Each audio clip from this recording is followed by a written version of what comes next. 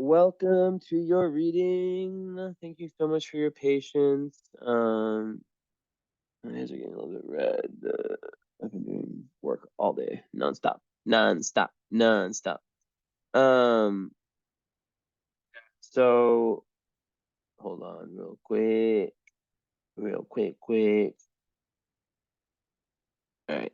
So let's get to it. Your chart is really, really interesting. I feel horrible in this light. I will call myself out. Okay. Why is this view that is happening? What is happening? What is happening? Why is it full screen? Is it full screen? Okay. So AP, you got that AP on your wrist. Yeah, sorry. A very interesting chart.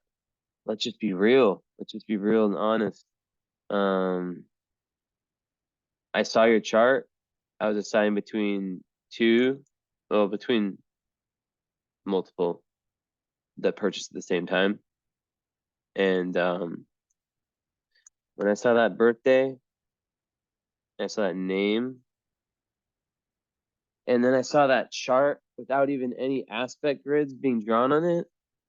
I was like, yo, this, I can just tell, I can see, I can look at this chart and it just looks interesting.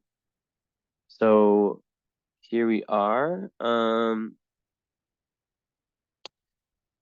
So you have an unaspected moon from what this is showing me in Aries. Ooh, no, but it's not unaspected because it's conjunct Venus, and it shows that here too. But that's interesting. So you're a Pisces Sun, Aries Moon. Wow. So similar to me. I'm a Pisces Sun, Sag, Moon. Your birthday is 4 days before mine. You got the ascendant right on your sun. So you got that Pisces Sun rising. And so much Pisces. Mars conjunct Saturn. Interesting. I don't think I've seen that. Have I? I probably have. I definitely have. Maybe I haven't though. You never know.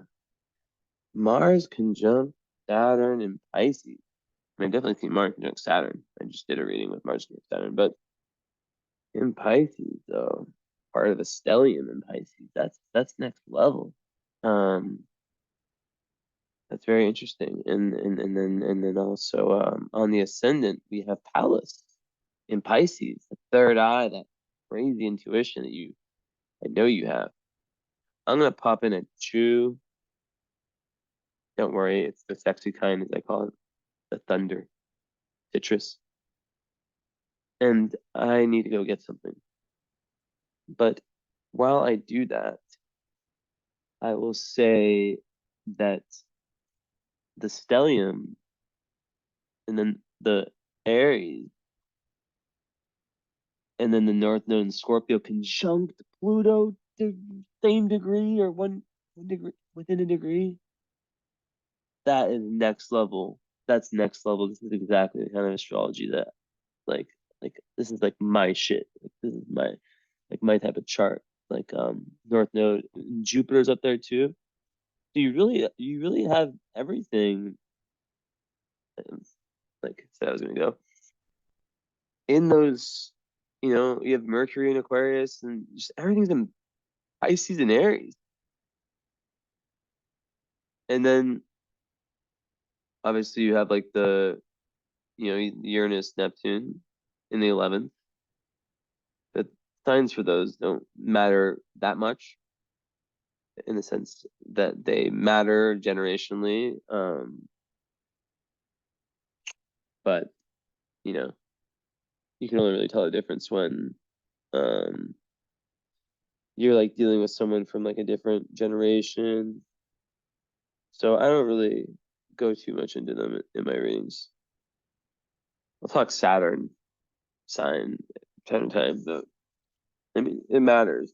But you know, you know. So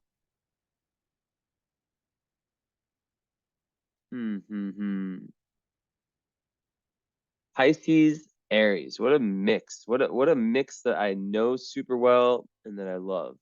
Um, I guess what I would say is, as a Pisces, right? You have this, in the first house, right? This is what makes it very interesting. The first house is the house of Aries, right? So it's very interesting, to really, because Pisces is a very mysterious energy. Let's be real. Let's be really, really real. Um, and to have that all in the first like that to me is fascinating because especially your sun, right? They say it's weak in Pisces, right? Um, but to have it rising, at the moment you were born, the sun, you were born 6:34 a.m., right? Right before sunrise, you know. So then the debate comes, oh, is it, with Placidus, it's a 12th house sun, right? And the Mars is 12th house. So this is one of these rare situations where um where I will actually integrate the Placidus explanation. Um Not like I just like to give when it's something like the sun like this, like I like to give both, but even, from a Placidus perspective, um hold on.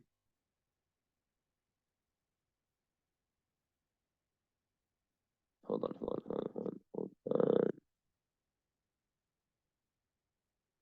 Okay. So even from a Placidus perspective, one sec.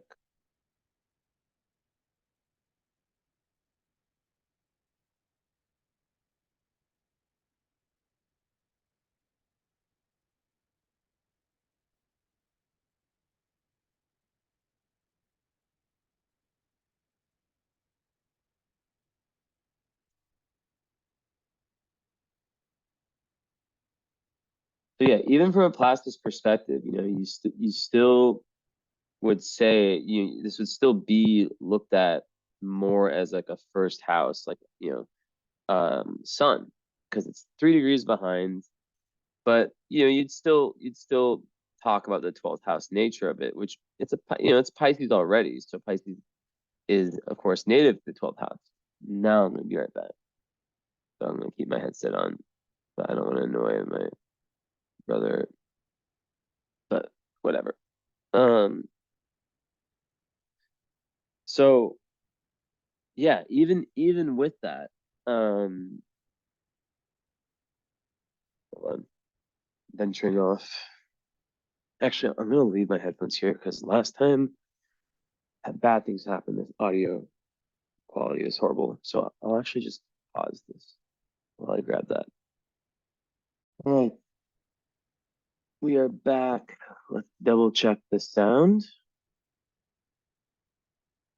Can you imagine? I do a 2 hour read, or 2 hours, but I did a lot of like a really, this is a really complicated chart. And in pure Mercury retrograde fashion, the first 33 minutes or so would be like it was like the robot noises, like somehow for the first time ever my microphone just wasn't working, or it was like on and off, and I had to like basically like redo that part, not the whole reading, thank God. Oh my God. So let's just test. That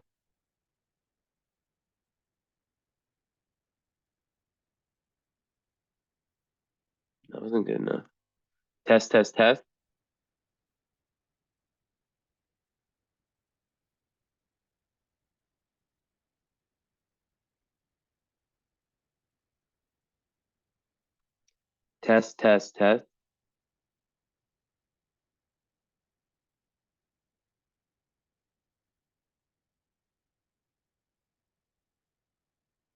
Yeah, that's better.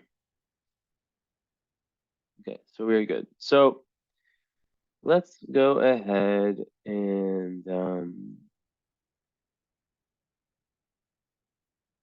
we have this here. All identity is hidden. Let's go ahead and share that screen. So AP.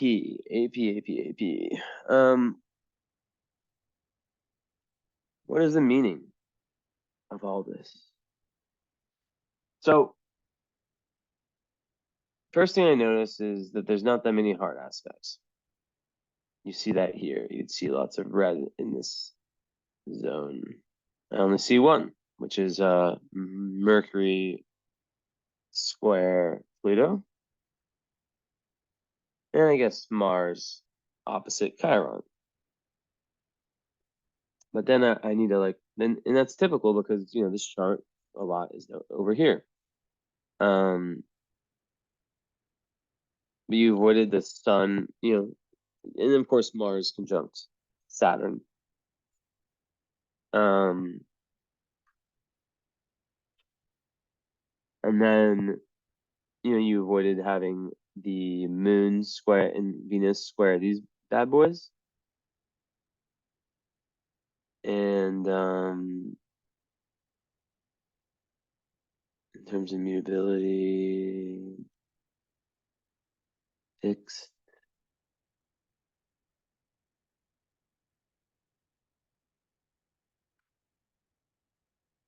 South Node opposite Pluto is interesting. Very interesting one indeed. But yeah, so yeah. So yeah, you really don't have that many of the hard aspects. And with the nodes, you have a square with that very same Mercury, that square Pluto. In the 12th house. Ooh, okay, so we got some Mercury stuff going on. Unaspected Venus. Let's double check that. No, it's not unaspected because it's conjunct Moon. 2 times I said that. Okay. In the Mars, so the Mars and the Mercury are aspected, are hard aspected. Mars opposite Chiron, and then Chiron's in Virgo in the 7th. Whole sign would be the 6th of Placidus, because you have a 26-degree rising. So like myself, I have 28 degrees. It from whole sign to Placidus, it changes a bunch. So you'll see it's like I don't know if you've had readings done before, but yeah, go back off. But it basically it changes a lot. Like basically like everything moves over a little bit, right? I need to just look. Yes, thank you. Thank you, Jesse. I knew I had to check the IG convo,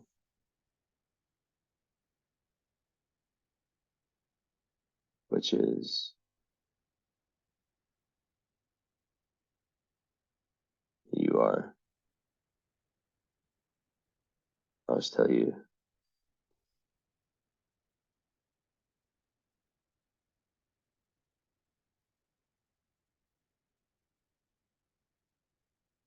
Not looking at.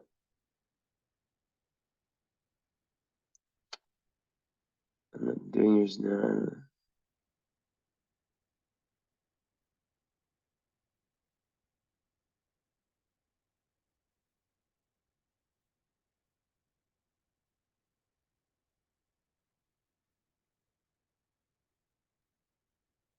Okay, so I'm messaging you so you know it's coming. All right.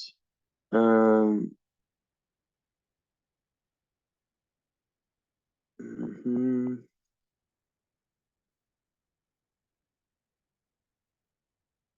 Okay, cool. Put that down. Actually, I literally didn't do what I said I was going to do. Come on, Jesse.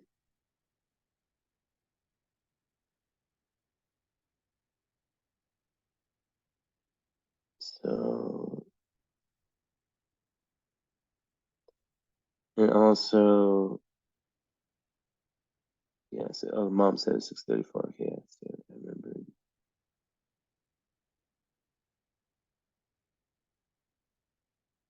Okay, so you know about astrology.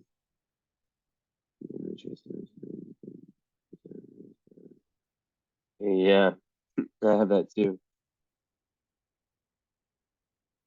I'm gonna screenshot these. Oh, yes, asking about predictions. Yeah, so I think I told you like and you have all this over here too. Okay, so I'm gonna screenshot both of these. Yeah, so I separate let me screenshot this. I separate the two readings because there's just so much that goes into there's so much that goes into the this reading and also into the current astrology reading. So yeah, I think did you get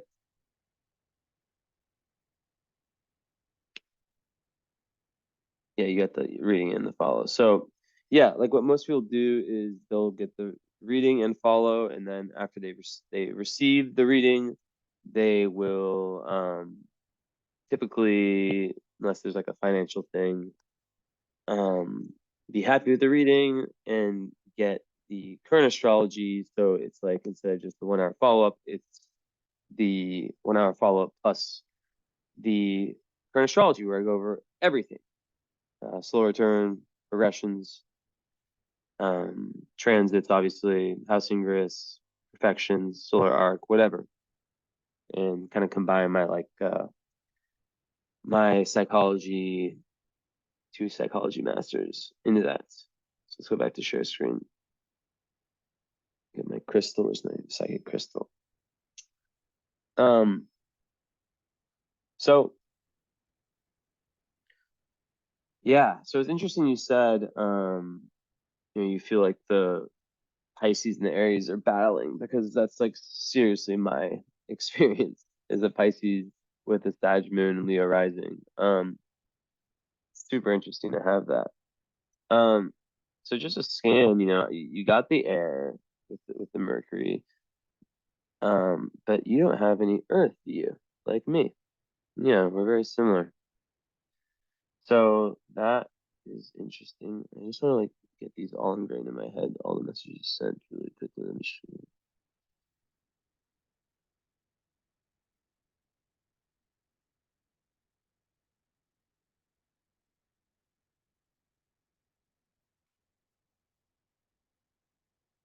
So you mentioned the Saturn return,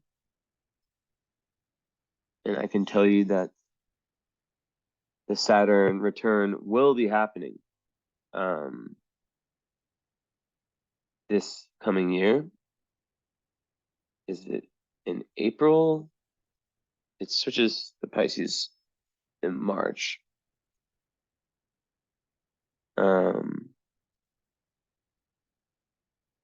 but yeah, and then that's another thing too, is that people who are going through their Saturn return, um, I'll throw in like there's the option to throw in like a Saturn return with the current astrology. That's just basically like adding, um, doing a Saturn return chart reading, and having a focus on that.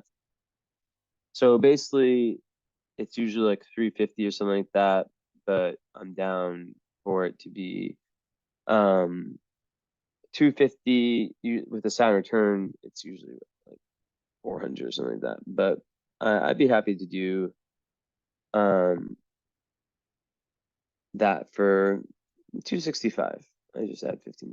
Why not? So yeah, if you want to do just the current astrology in addition, it'd be 250 USD. If you'd like to do the current astrology with the Saturn return, also 265. You'll have to remind me that I said that. But yeah, so Saturn's at 22 right now, Aqua. So you got a live time. but you're definitely probably starting to feel the Saturn return coming. So that makes sense. And okay, okay.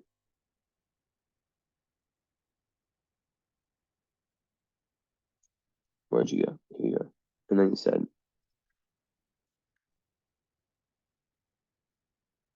yeah, so true with like the Pisces, it's so easy for us to experience that burnout, so easy. It's so hard to, especially like, so not having Earth in your chart, right? Like myself, it's like it's that struggle to maintain, you know, to find that groundedness, that balance, right? It's an ongoing battle for sure. Um, because having a little bit of Earth in your chart with all the planets with all your Pisces and your Aries, it definitely would add some consistency, ability to kind of follow through. Like almost like I think of it as like being able to like kind of wake up each day and feel kind of similar, So okay, I mean, I hope they experience some creative silence.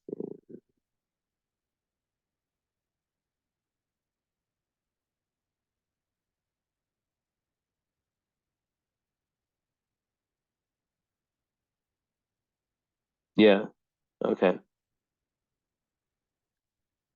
Oh, you watch? That's so sweet. I love. I don't know. I just get so happy when people tell me. I just had someone tell me they watch my videos on YouTube.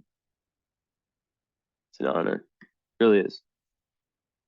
Makes me happy that I post them. And then the last thing you said,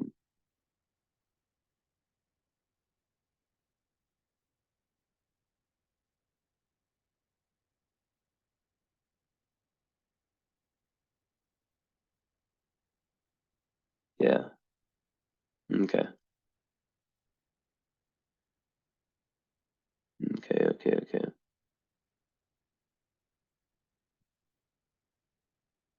So seems like a big focus is career and kind of stepping into your power. Um, so the Saturn return definitely is. So it's interesting you bring up career because when I think of the Saturn return, I think of ancient times when astrology ruled all, and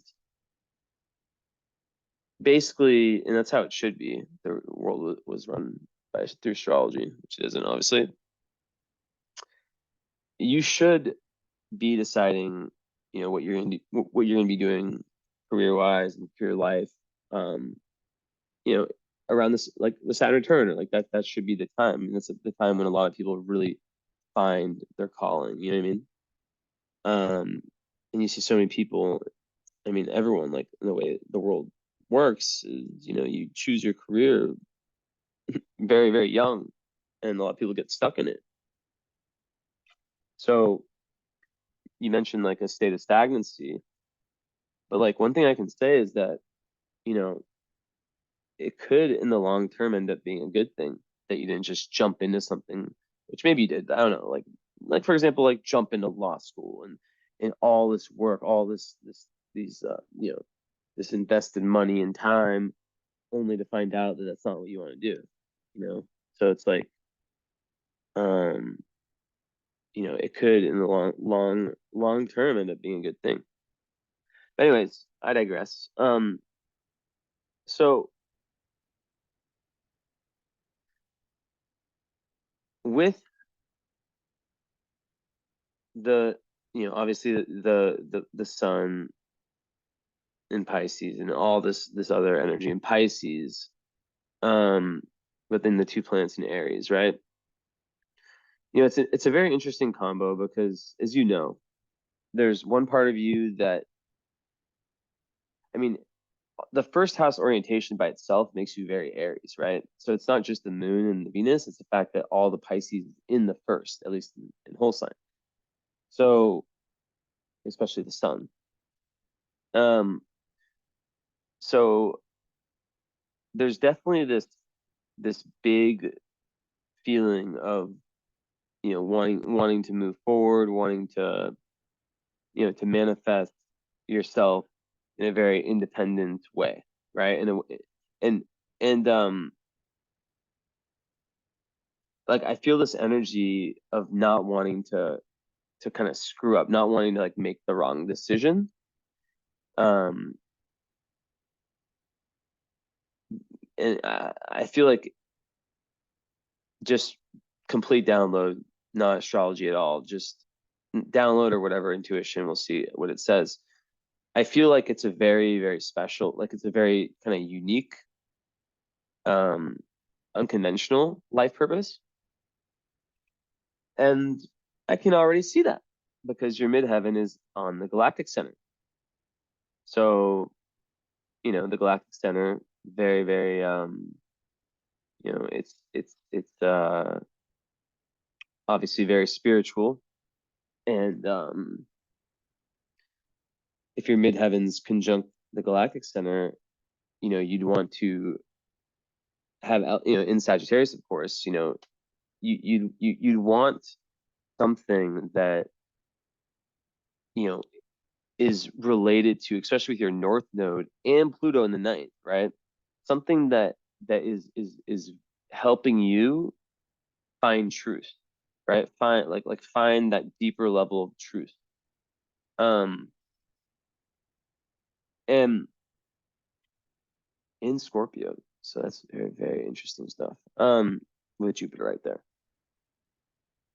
So yeah, but we'll come back to that. I just kind of like to give myself like a zoomed out, kind of just looking at everything and having everything in my head.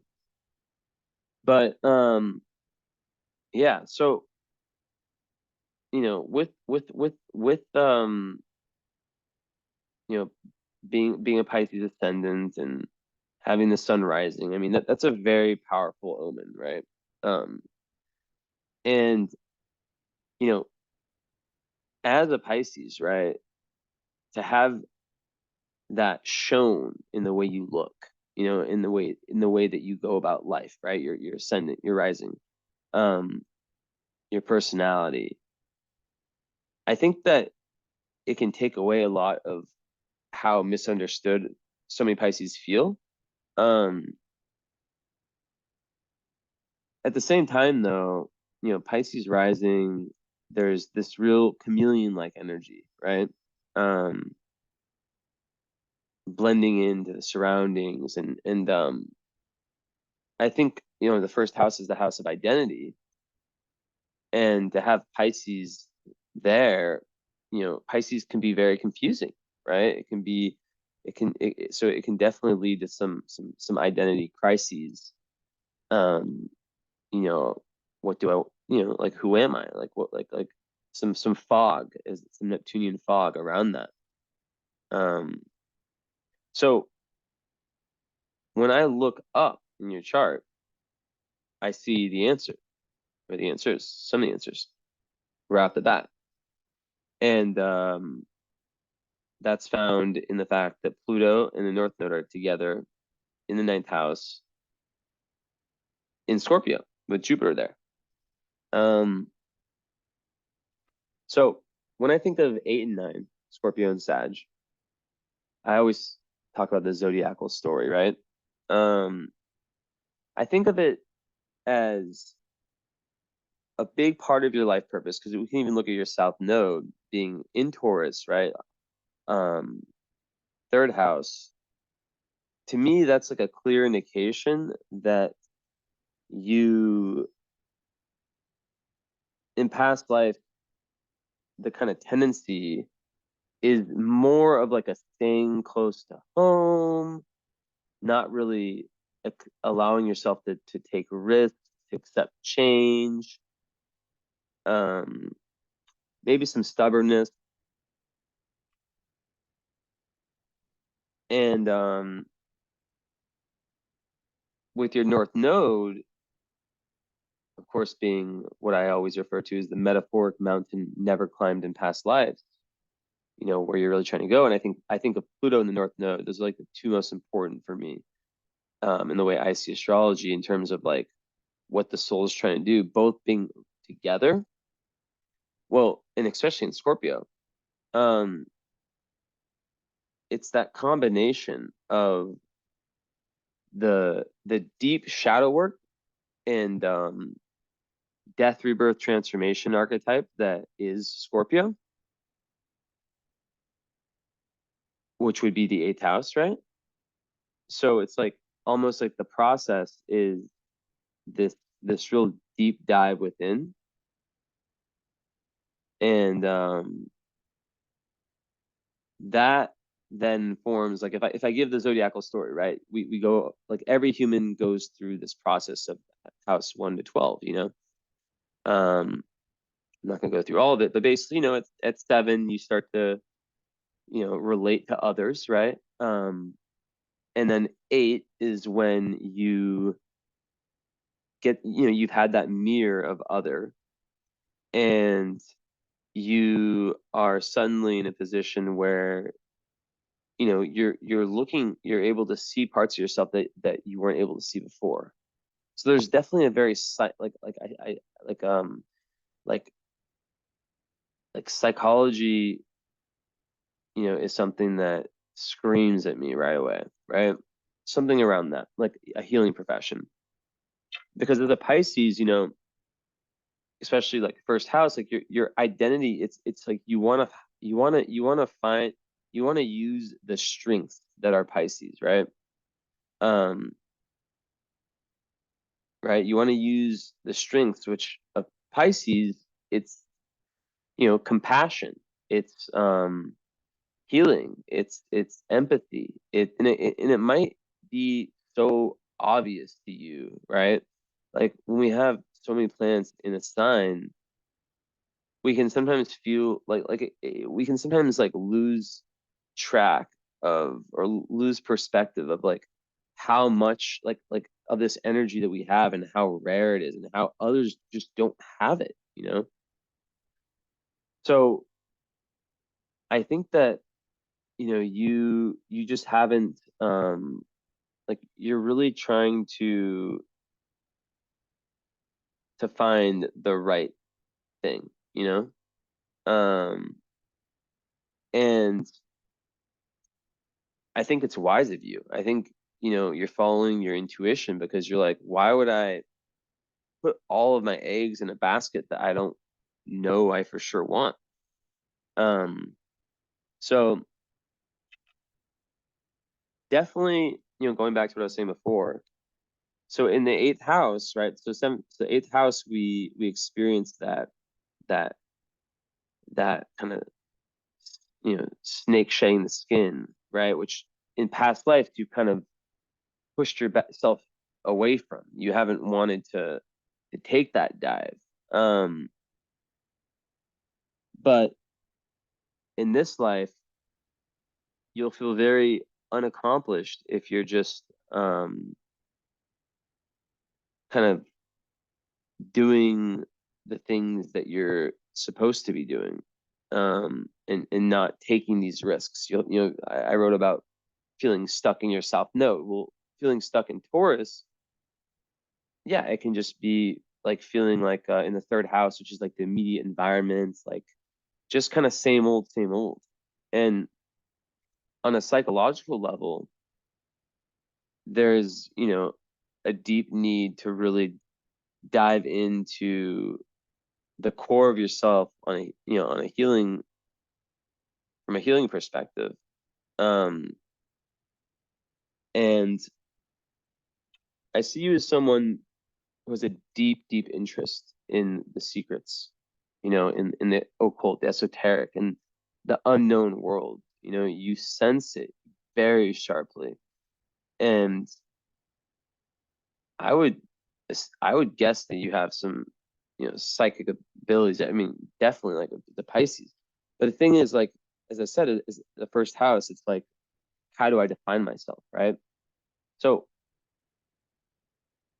after, you know, and sometimes I want to take more room to speak about like the death, rebirth, transformation, because it's so easy to say those three words, but really it's like, you know, it's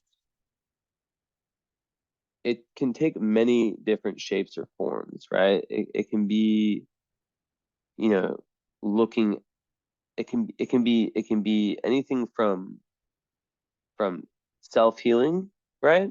Healing yourself to diving into something that helps heal others, right?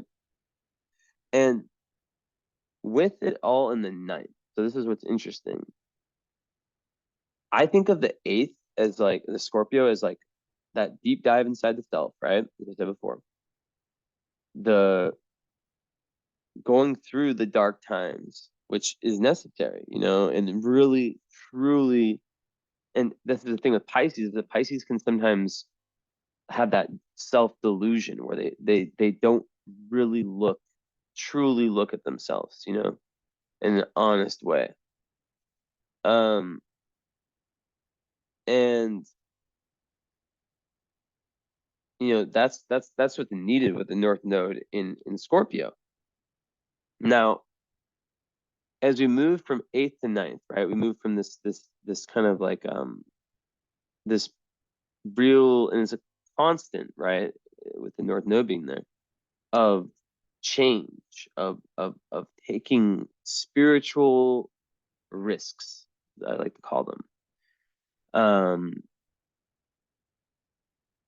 And the ninth is about how we take everything we learn within that journey into ourselves, right? Into our depths, and we translate it into our truth, right? So that's what needs definition, is your truth.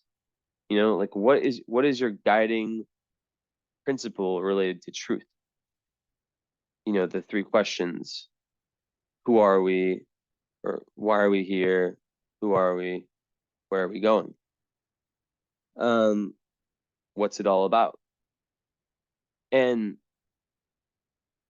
I think that with this alignment, a lot of those answers are found within yourself, whether it's through meditation, something internal like that, or whether it's through, different spiritual practices, or whether, even journaling, things like that, or whether it's through the ninth house, which is more about things like traveling, right? Things like just trying on tons of different types of philosophies, and trying, like, philosophies, or whether it's psychology, astrology, music, or even something related to sexuality, right? Scorpio can be like that. Not like in that type of way, but like I was thinking more like tantric, kind of that energy, right? um but yeah, the ninth house north node requires the individual to take physical risks. So there's a need for emotional, internal risks and deep dives within, like the dark night of the soul type energy. And that helps you understand yourself better, which then allows you to go out in the world, right? So traveling, I think, is a massive thing for you, right?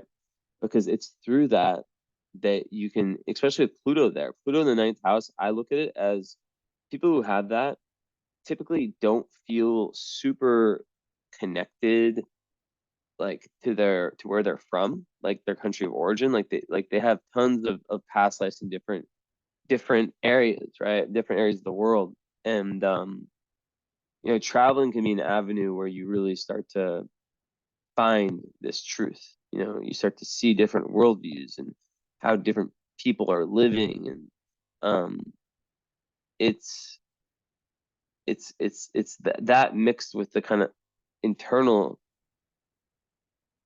getting away from Piscean self-delusion, escapism, the ability of Scorpio to really look at itself honestly. Scorpio does that better than any sign. It cannot repress.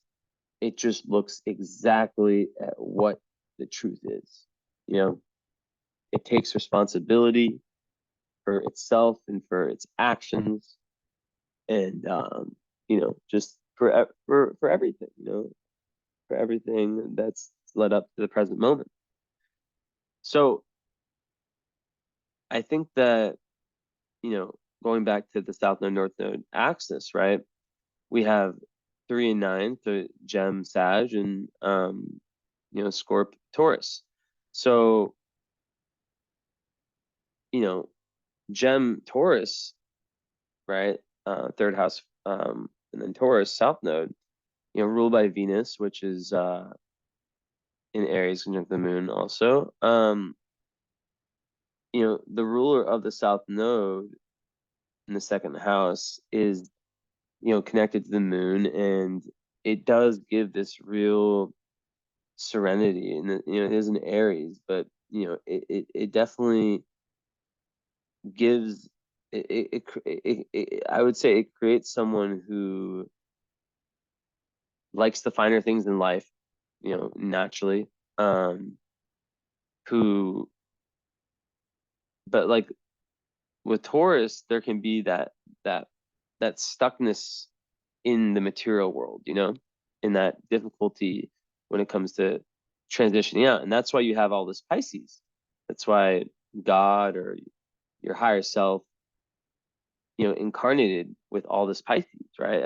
I mean, yeah, yes, you are also a very old soul, but in this lifetime, you accepted a very, very deep challenge. You said, I'm ready to completely transform everything about, I'm ready. I'm here to do that deep inner work, and I'm also here to, you know, to take risks, and even if they don't logically make sense and they might kind of scare me, healthy risks, right?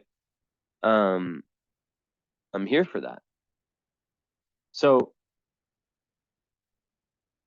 yeah, I mean, and having South Node opposite Pluto, because Pluto's on the North Node, is it? It's not opposite Jupiter, but that you know can definitely add an element of fear. Um, while at the same time, when a planet is conjunct the North Node, I look at it as a planet that the person's been trying to, how do you say, perfect in various past lives. And the fact that the ruler of your North Node is conjunct your North Node is very powerful, right? So it's very like it's a very like clear indication that Scorpio Sag, inner outer explorations, is the way that you're going to define this Pisces energy, this boundless Pisces energy in the first house, first house of identity. Um, so that's a lot of that is through trials or trial and error, right? Um,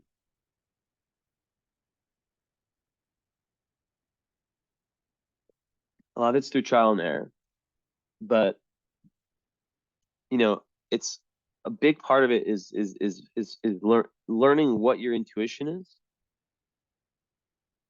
And by the way, I'm speaking to you like I'm like astrology, of course, is the interplay of the chart with one's free will. So I don't know, where you're at um in that journey. So it really is like I could give the same reading to two people with the exact same chart born at the exact same moment to get a twin or something. And they might have completely different experiences because of their free will, which isn't shown in the chart. Your decisions, your free will. So this is like I think of it as like the hand you were dealt, right? Or that you dealt yourself. So yeah, just like really, I'll go back to face cam for a little bit.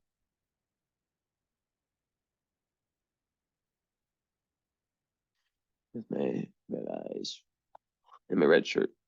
Um, you know, I think of it as,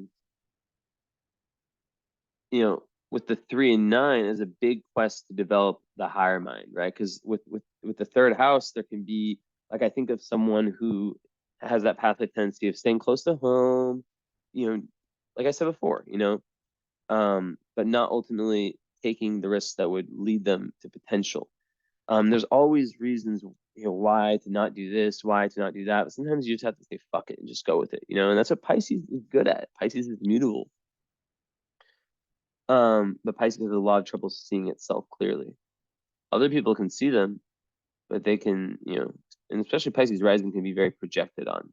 People can look at them and be like, you know, they'll see like what they see, like their version of it, their projected version, which it's very, tough. Like Marilyn Monroe, I think, had a quote about this where she was like talking about the men she had been with and saying that, she was just, it was just, she was just like basically a projection of what they wanted to see in her, as opposed to who she really was. She never really felt seen. Um, so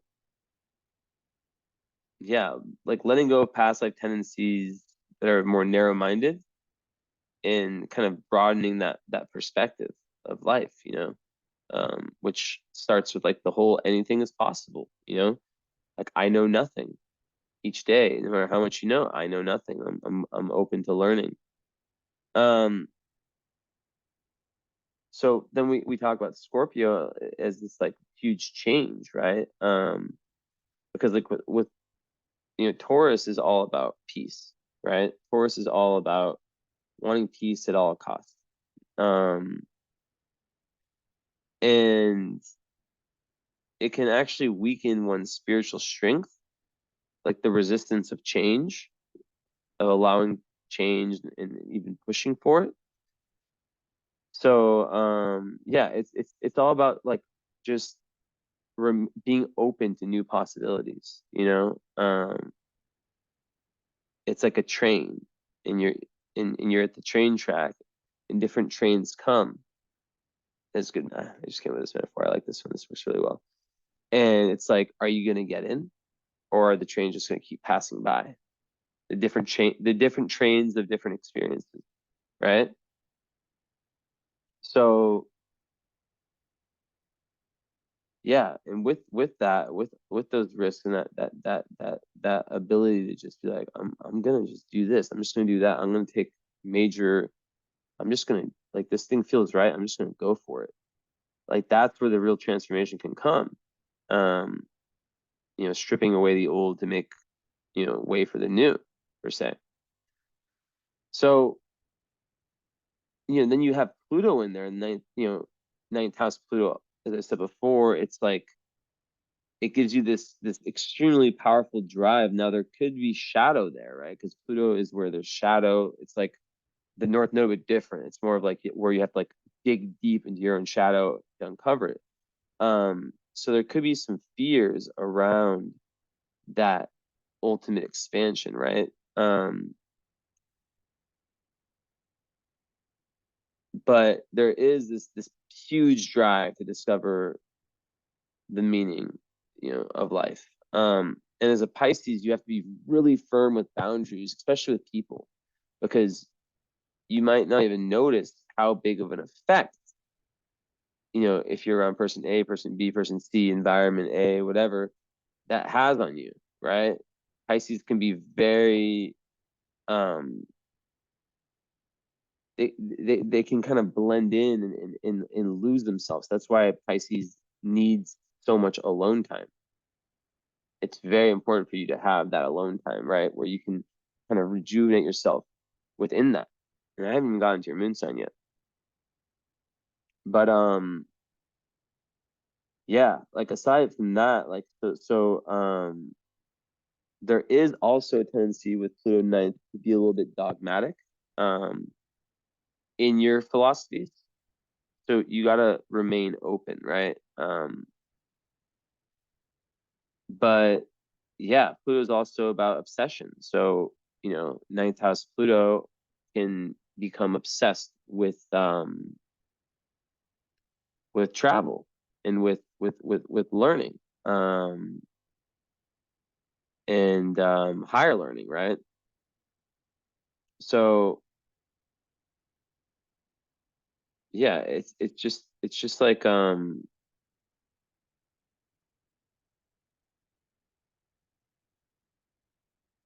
you know,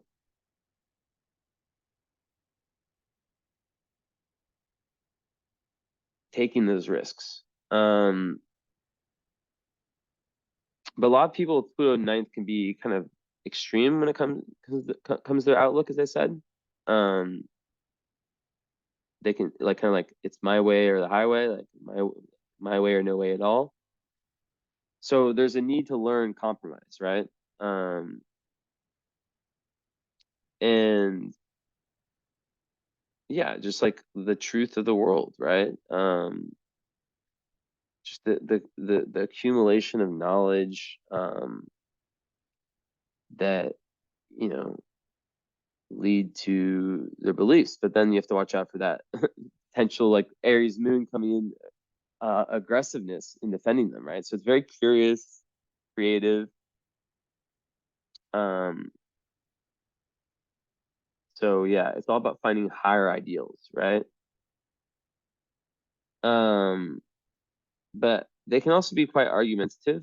Um, so that's something to just know about, right? But like ninth house is, like when you find that thing or those things that you're really, really interested in, like I think you mentioned, learning astrology.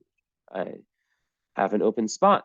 Um, you know, you can have this energy to just dive in when you're really into something, you know, but you have to really from the heart be into it, or it's just not going to work, you know. Um, so yeah, like seeing through the veil, like seeing through the BS is so important. And yeah, just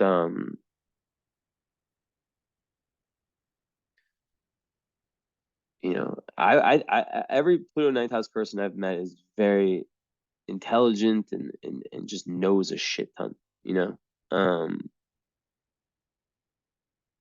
So yeah, it's very important to kind of just like allow yourself to kind of and very inspirational too. Very inspirational, good leaders, good teachers. Just always want to know more, right?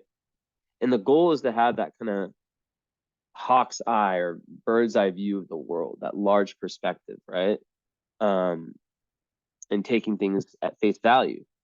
Um, so sometimes what can be difficult, especially being a Pisces, is that there can be some isolation or alienation from the rest of society, um, as they're trying to kind of find their own purpose and identity. Um, it's definitely the road less traveled for sure, and that's you know some of the difficulty. And once it's just like this constant thing with ninth house Pluto of like it's like the big shift is when you go from needing to like um change people's minds to just accepting that others will have their own truth, and um that's it, right?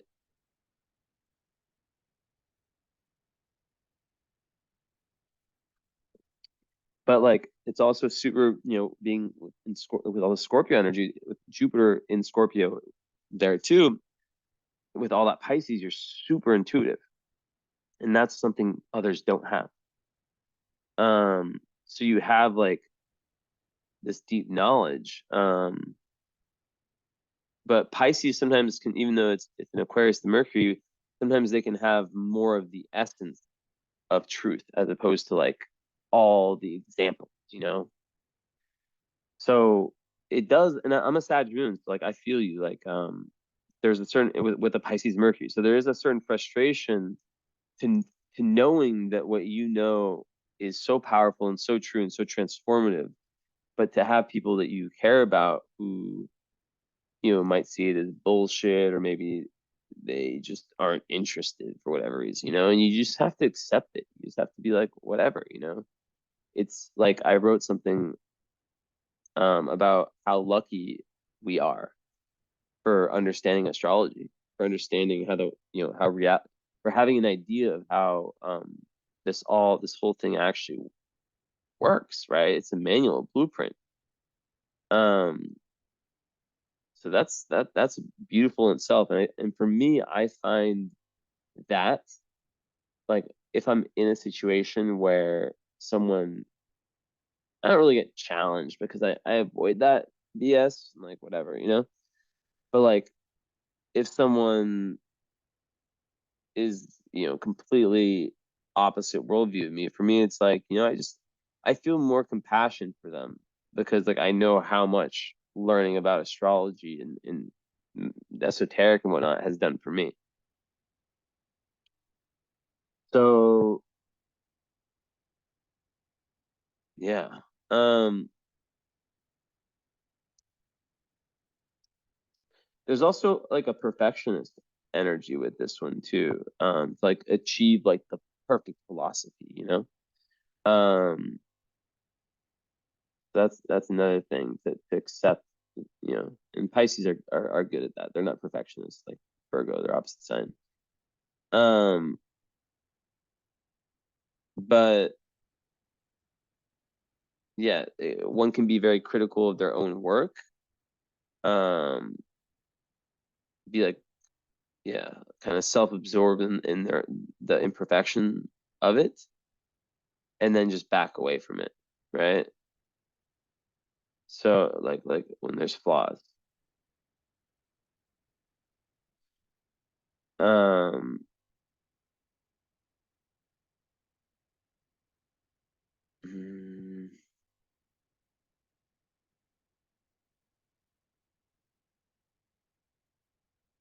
Also, another thing I just picked up on is like this dissatisfaction, because there's a Pisces, you're Neptunian. You're used to like you're a dreamer. You're used to like this like you live in your imagination, right? And this first house, what you're trying to do is you're trying to take your imagination, your dream world, and put it, place it, make it a part of your everyday personality of yourself, right? Which can be very, very difficult in today's world. Sensitive, Pisces are sensitive. And um, I think Pisces, it's kind of an interesting one, but I think a lot of Pisces do want that acceptance. They do want that like acceptance from others. So it's like how, when you understand that you're different, how to move away from that, right? Of course, a lot of that is about finding the right people, and a lot of that can come, through traveling, as I said, traveling physically or metaphorically, but just really expanding yourself and doing the necessary shadow work. Um, because yeah, like there is the whole escapist thing with Pisces, right? Where they're like, okay, this reality isn't good enough for me. I want to escape. I want to live either in a dream world, an imagination, and not face my shit, which the Scorpio North Node is asking you to do. Or there can be worse escapist tendencies, drugs, alcohol, things like that, right? So it's really about facing the reality, facing the music. Um, Also, you definitely are someone who cannot stand fake people, superficial, ignorant kind of people. So yeah, like I think ninth house Pluto people, like they are truly interested in like learning alone, and they might not even take it to a place to where it's like part of their career and part of their being. But this is, we'll get into that in a sec. Um, so Yeah, just that deep need to know and know and know and know and know. Um, that passion. So, I'm trying to think of any other things. Like when it comes to people, friends, relationships, all that, like your mind is so like you can't be around people. Like I mean, you really, like I said, you have to be so careful about being around people who are gonna limit you and who are gonna see you. Okay, I usually don't see pictures. I try not to like look at photos of people, but I saw a photo of you, you're a very beautiful girl. So I imagine like how people could maybe just like see that and try to put their own meaning on it.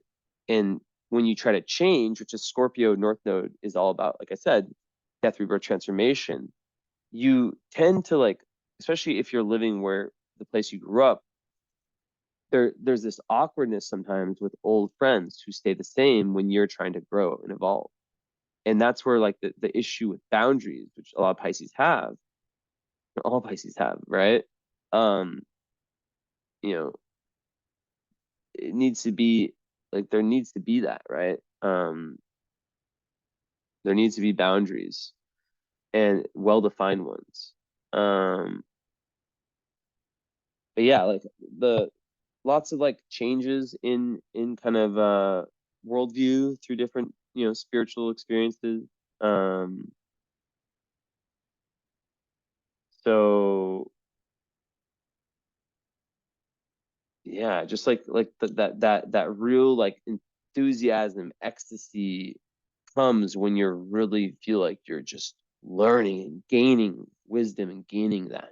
Like, and as a Pisces, like I said, it's hard to know, like that, like it's hard to see that you have that more than others. Like things that come so natural to us, we don't really see it.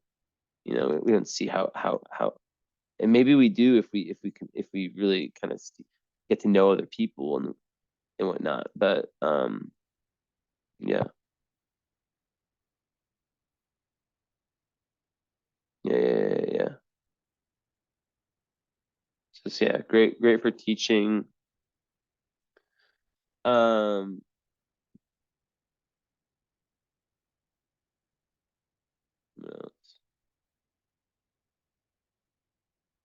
so one of the biggest things I think with this is like being able to admit you're wrong and knowing that like you're constantly updating.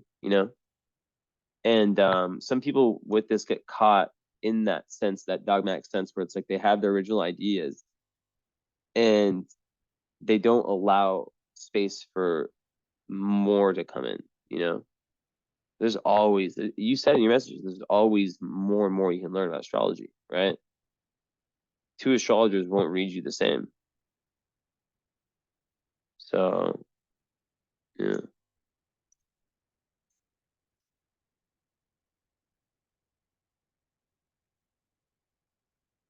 Okay. Yeah. So just like I guess the polarity point, being the third house is about just understanding that, you know, like like really being curious about how other people see the world.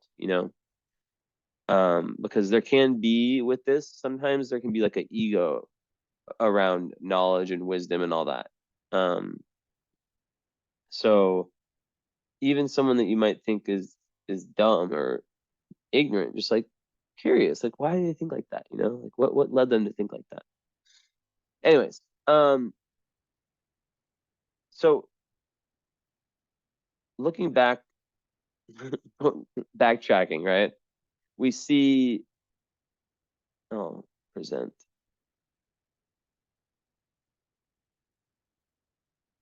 We see that, obviously the moon is in Aries and it's conjunct Venus, beautiful placement. And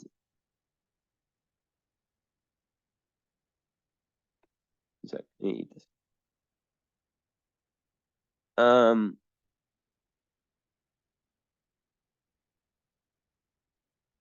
Aries moons, very fiery, obviously. I date one, so I would know. But the Venus is definitely gonna chill it out a little bit. But as you said in your messages, and this is story of my life or one of the stories, fire versus water. Who wins? Well, duh, fucking fire. But you have so much water. So it's like kind of a fair fight, but still, the moon is what runs the show. So an Aries moon has an emotional need for independence, for feeling like they're a pioneer, for doing things first, for moving forward, for action. And I think that it can be very complementary to your North Node in that it can be that force that kind of kicks you in the butt and says, let's fucking do this. Let's fucking like Aries moons can just like change everything, just like at the flick of a wrist, just like boom, let's go. This is the direction I want to go. Let's go. Let's go for it. It can be very impulsive. There can also be lots of issues with anger. Now, as I said, it's not a bad aspected moon. In fact, a very well aspected moon. Um, and then your part of fortune is very close to the moon, with Venus. So the moon is like, surrounded by good energy. So it makes us think, okay, well, part of fortune's there. Um, which I think of as like the flow state, right? Like where we feel our best, where things just kind of work out. So I think like the adventure, like the adventure, the trendsetter, um, I feel like that, that Aries energy, the leader, the person who's willing to go first, even though no one else is doing it. Like that is high vibe Aries is like the person who's not the bully, um, who's just understands that Aries is the first sign, it's the dominant sign, who with that lack of earth in your chart, being able to go into yourself and find that groundedness and create a routine, whatever it is that gives you, like if it's working out, if it's meditating, like having something that hits on every um placement or not placement of every area of life, spiritual, emotional, physical, all that. So yeah. But like with part of fortune conjunct moon, it's almost like there's like a double dose of the Aries moon, which is why it makes sense why you said like the Aries moon takes over everything. Um, and it's actually very good regarding like the positive traits of the Aries moon, like I said. Um, but you still have to watch out for the negative traits of the moon sign. Um, because like either way, even though it is like it's not a planet, so it's like what like the Aries is going to be like double Aries, whether so if it's good Aries, it's gonna be double good Aries. If it's bad Aries, it's gonna be double bad Aries, and bad Aries can be very like mixed with Pisces can be very um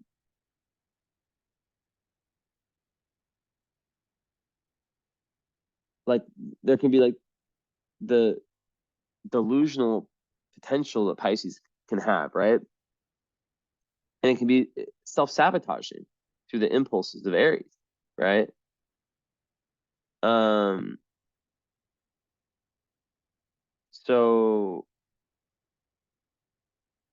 a lot of people with this, are attached to, the past and the tradition, very emotionally impulsive. Um, they have very little patience for people who don't have their shit together, I guess you could say. And typically it makes someone who kind of knows what they want out of life. And of course, the Pisces will make that more difficult. Um, so It can also make someone question their thoughts though a lot. Like the whole like, but what if? And then on the other hand, these types of statements. So yeah, it's by itself. It's very yeah. It's already in Aries, but it's very Aries by itself. Um, so it can make someone who's very like who's like a extremely good leader. Um, very important. But it can also create like with that Pluto ninth house, it can get to someone's head, you know, which can turn other people off, like kind of excessive pride and arrogance, all that. So it's really important to develop relationship skills, communication skills. And speaking of communication, well, your Mercury's in the 12th, right? In Aquarius, and it squares the nodes. So that's an indication to me that there's a skip step from past lives in relation to your, communication, to your way of thinking and seeing the world. So,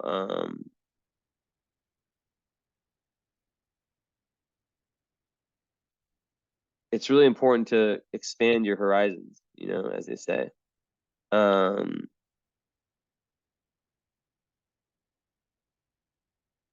and yeah, there can be something like something in the way that you think or that you communicate that kind of is like this repeated cycle. And it's 12th house, so that can be like, also self-sabotaging, right?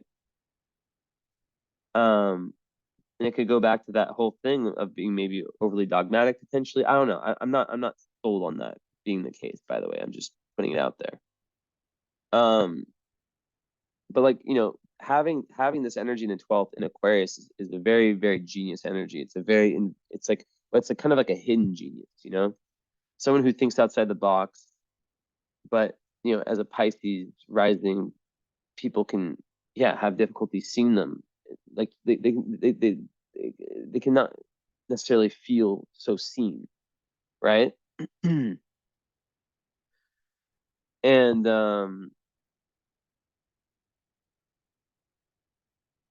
yeah.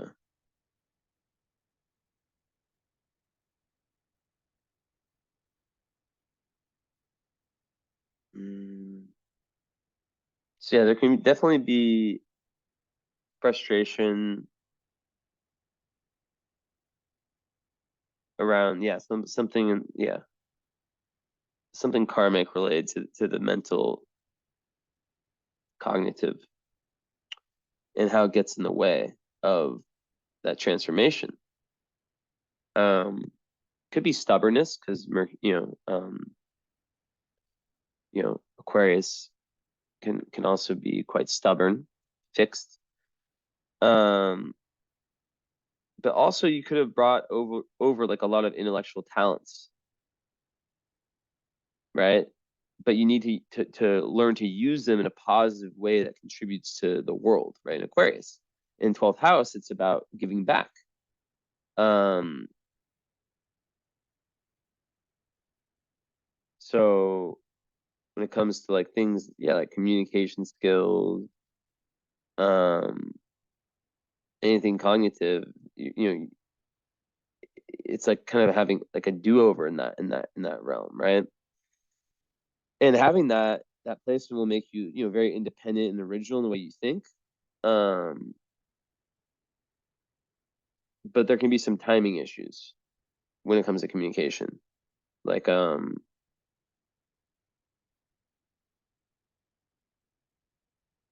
example, and like also like examples of that square could be like something like lying or something like some kind of inner dial like dialogue or self-limiting belief, right? Or beliefs um that can keep you held back. And I've been talking a lot about introjection, self-limiting beliefs lately. And I think, there's just a big need to carte blanche. Carte, I don't know why I say it like that when I'm French. Carte blanche. Just clear it all each day, clear everything. I know nothing, even though I know a lot. Um, there can be like fear of criticism, fear of being judged, right? And having your ideas like met with criticism, um, and with your Chiron in Virgo, it makes sense that potentially you might have this tendency to like there not tendency there might be this past of like feeling rejected for kind of the way you think and speak and just misunderstood energy. But like one of the big things is like realizing that you're not alone in your way of thinking, right? So it's about going out and expanding your horizons, seeking like-minded people, being open to criticism, right? Instead of like as I said before, like shutting down potentially um, when there's frustration around feeling misunderstood. So that's important stuff. Now, being blessed with a 12th house Mercury, I'll go back to vision in a sec.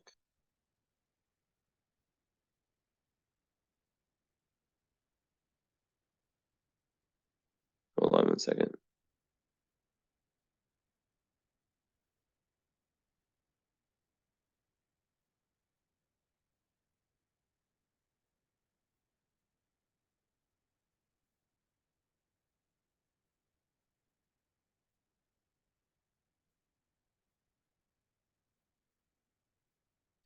So one other thing I would add also with that square is that it can create, especially in 12th house, like poor focus around one's life path. And the intellect can always find, different reasons to kind of push them away from focusing on their set goals. So it can create, like someone who's very stubborn, defensive. Um, so yeah, just trying to think like what is that tendency.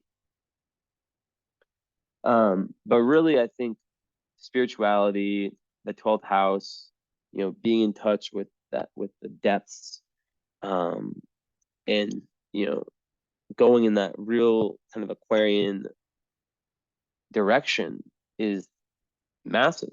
Um, but yeah, really like in the 12th house, it could kind of make you kind of feel very secluded in your communication, um, or in your communications with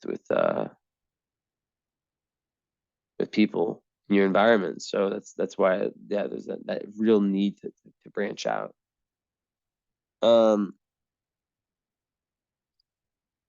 and that's shown even further by the fact that you have Neptune and Uranus in the 11th.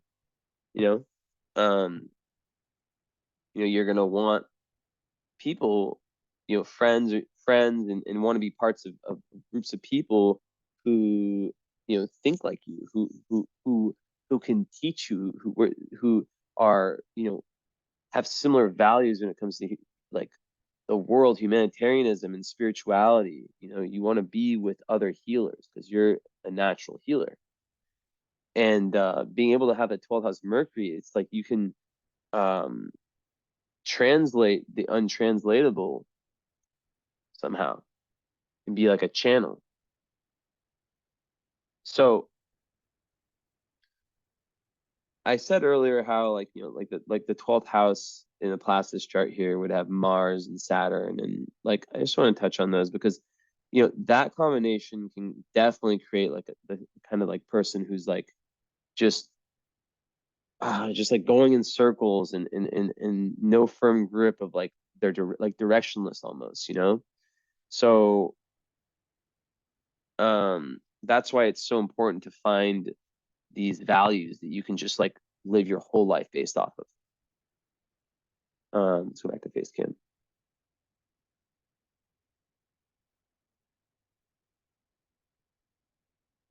Yeah. So yeah, very important stuff. And with just all the Pisces energy plus the Mercury in the 12th, I mean, it's like 12th house Mercury people can have difficulty like knowing what's their thought and what's that person's thought, um, especially in large groups of people. So yeah, so it's very important to kind of like understand that and to spend that time alone, you know, and yeah, the whole process of like, okay, I'm with this person, now I'm alone. How do I feel? How did I feel when I was with this person? And how do I feel now that I'm alone? And that gives you the answer to how that person's energy is affecting you or that environment's affecting you, right? But I think journaling, like some form of creativity is needed. Like I don't know if you saw my post the other night. Like I literally just journaled. Like I wasn't planning on posting it at all. I just journaled random shit. I didn't. I was like, I shouldn't post this. I shouldn't post this. Too vulnerable. Too like weird. I even like remember what I wrote. I just post that shit, and so many people messaged me. So many people comment. Like it was just very interesting. Um, so you know that vulnerability, that opening up is so beautiful. Um, but yeah, like with the Mercury and Aquarius, it's just like all about like exchanging these unique, different ideas with people around you, you know. Um, and it makes someone very very rebellious against traditional ideas. Someone who you know who thinks ahead. So when you're a person like that and you're sensitive Pisces, you need to have a life for yourself where there's not like where it's just like woof, you know, you don't want to have person here, person here, person here who are just fucking up with your energy, fucking up your energy, you know. So you need to be very firm, and that's difficult for Pisces, right? Is to have that firmness. Um, so yeah, and then having like the sun rising, of course, just gives that radiant solar personality, right? Where you have this massive influence on other people, and it might even be stronger than you realize. And that goes with your Black Moon Lilith and Aries, right? And your Aries Moon is that you know, like you might not realize the effect you have on other people. Um, and it definitely makes someone who likes to shine in whatever they do, kind of Leo vibes, even though there's a Leo. And yeah, it's like it's very important for you to do that, but not in a egoic way. You know, that'll kind of keep you pushed back. So I want to like touch on career stuff more, like you know, with like with that midheaven, as I was saying, like spirituality is definitely something that comes very easy to you. But the question is like, you know, as I said with the that Mars, you know, with Saturn, it's like your Saturn return is coming. So that's going to open up a lot with respect because Mars and Saturn together, lots of very successful people have that, by the way. But what it does is that it creates this energy. Um, it creates this energy where you feel like you take one step forward, two steps back, like almost like the universe is like conspiring against you, you know? Um, and it's difficult, right? It's difficult, but it leaves you with this strong determination because there's this real sustained effort towards, you know, your goals, which for you, as I said, is about finding higher truth, higher wisdom, taking the risks, doing the shadow work, and then putting that into your dharma, right? So it's like this constant quest. You're here to learn, you know. Um, like bringing the lower mind, which is Gemini, right? Which is like think of that as like the part of you that's like the journalist that's going around and meeting different people and having conversations and just trying on different things, even if they seem stupid, right? Like I'll give you an example. I used to be like I grew up in very liberal USA, like West Coast. I was never like really like so into politics in that way. But one day I was like, I'm just curious, like how conservatives, the Trumpers and all that, like how they think, like what, like they can't be stupid. And that opened me up so much to me. Like I'm not affiliated with any political party, but like I was able to kind of understand um, where they're coming from, you know, and how if most liberals would have been born in those types of places, they would be like that too. It's just the conditioning. But yeah, so this is really good for work ethic. But yeah, it can definitely, like I said, keep you kind of in this cycle until you find something higher for you. Also, there's lots of sexual implications.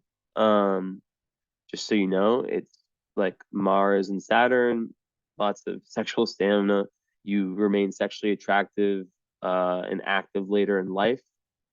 Um, People with this tend to be, you know, there can be like an exploration of the kind of like taboo sides of sexuality.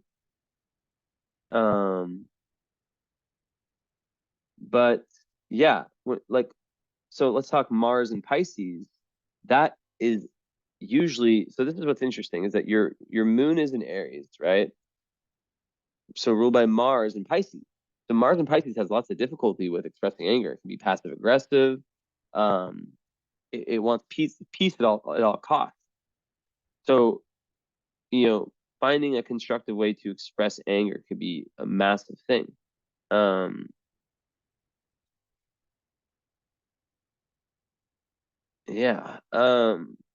But yeah, so many people like there's like I said, so many super successful people have this aspect. Um,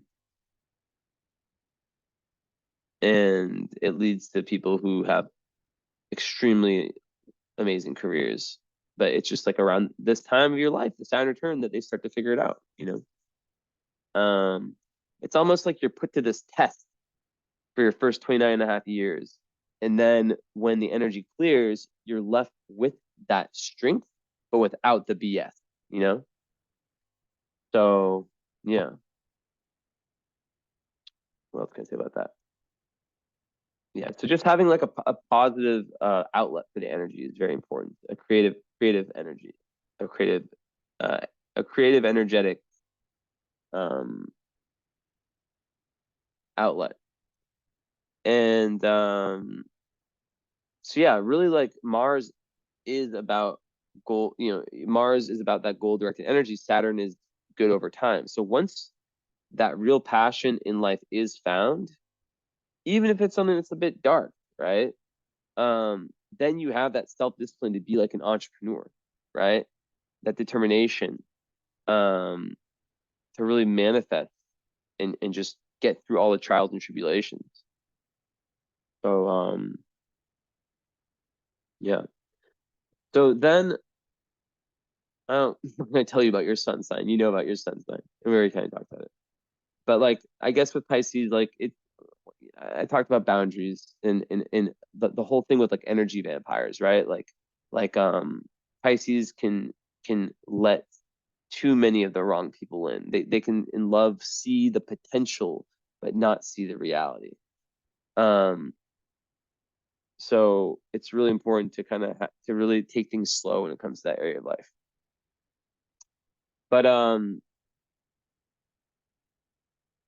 yeah, and like a lot of Pisces, it's like yeah, your Pisces rising, but your sun rising. So it's like it's usually quite more shy, but definitely a very mysterious mystique, like a very like a mystique.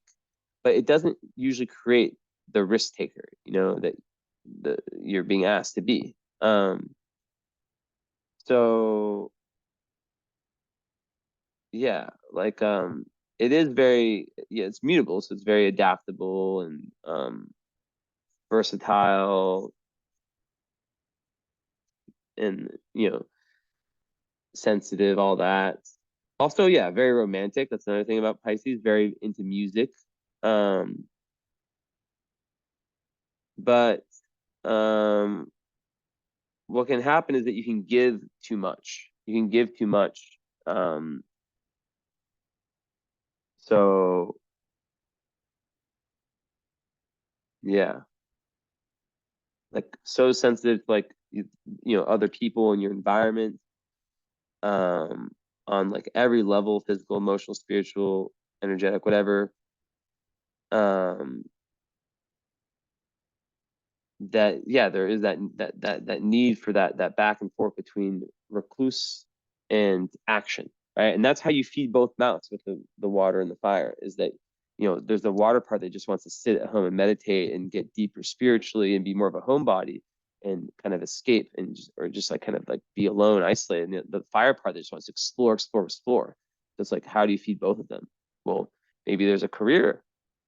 um you know I would think it'd be something entrepreneurial for sure. I don't see you as someone who, it's like Gemini. Yeah, I definitely see you as someone, sixth house ruled by your son, the first house, who wants to blaze their own trail for sure.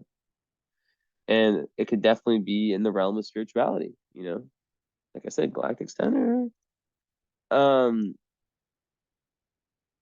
so, but yeah, like also you have to understand, like I said, like the psychic and mediumistic gifts, emotional, passionate gifts of Pisces, like use those to your advantage.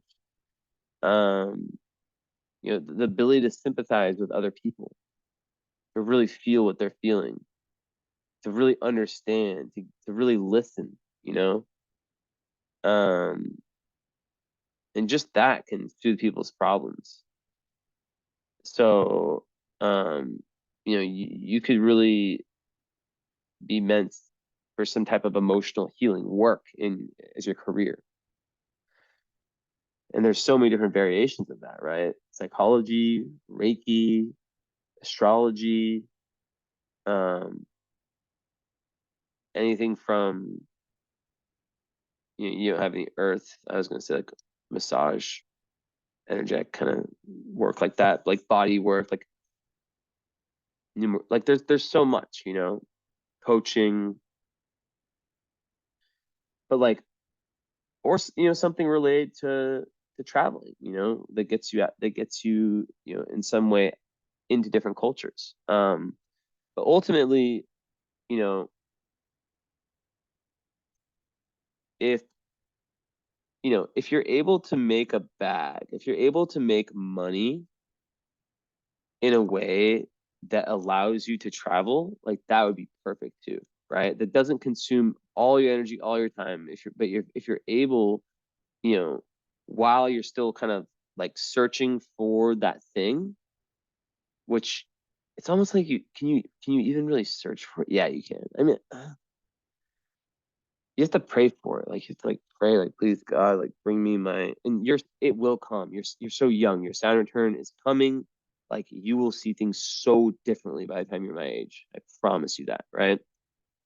Um, so you're kind of like in that kind of middle ground where you're like feeling like, oh, it's coming, the big shift is coming, but you're not quite there yet. So yeah.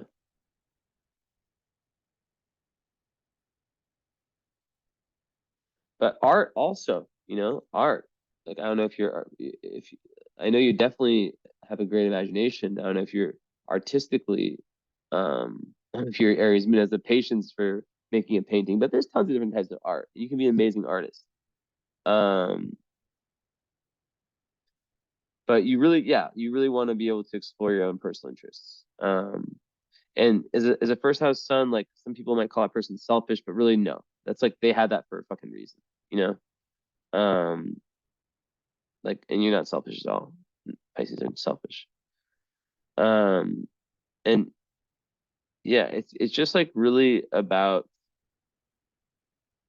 just leaning into that energy, that assertive Aries moon energy, that confidence, and just going for it, that independence, not allowing anything in your life to hold you, or anyone in your life to hold you back. Um, but yeah, just like very, very good for energy, very good for the physical body. Um, so yeah, someone who really has like an impact on their environment. Um,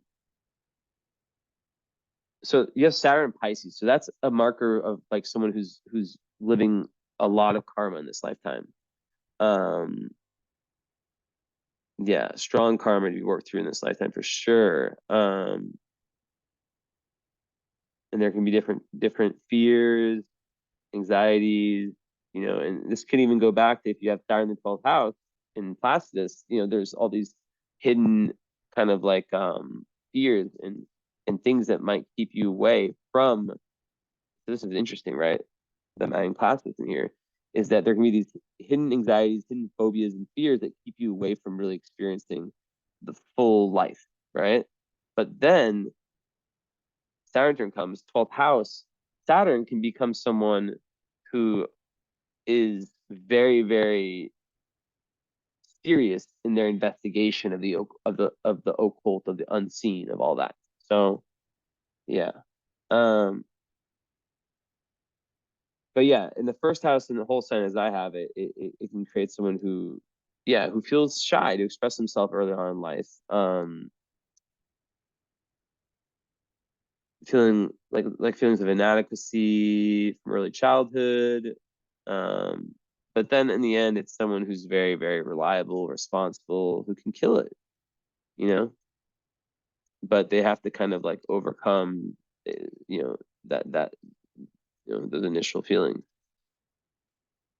So then you have Pallas on the rising. I mean, that's important. Pallas is like the third eye. So Pallas and Pisces, right on your ascendant, right? That gives like a very like meditative mind, like an open third eye. Um, Someone who can really merge their mind with the totality of the universe. And it's a healer, someone who wants to heal the world through their words, right? Um, and also it's very, very artistic. So, and like expressing themselves in a very original, creative way, right? You don't want to be like anyone else. You're one of one. And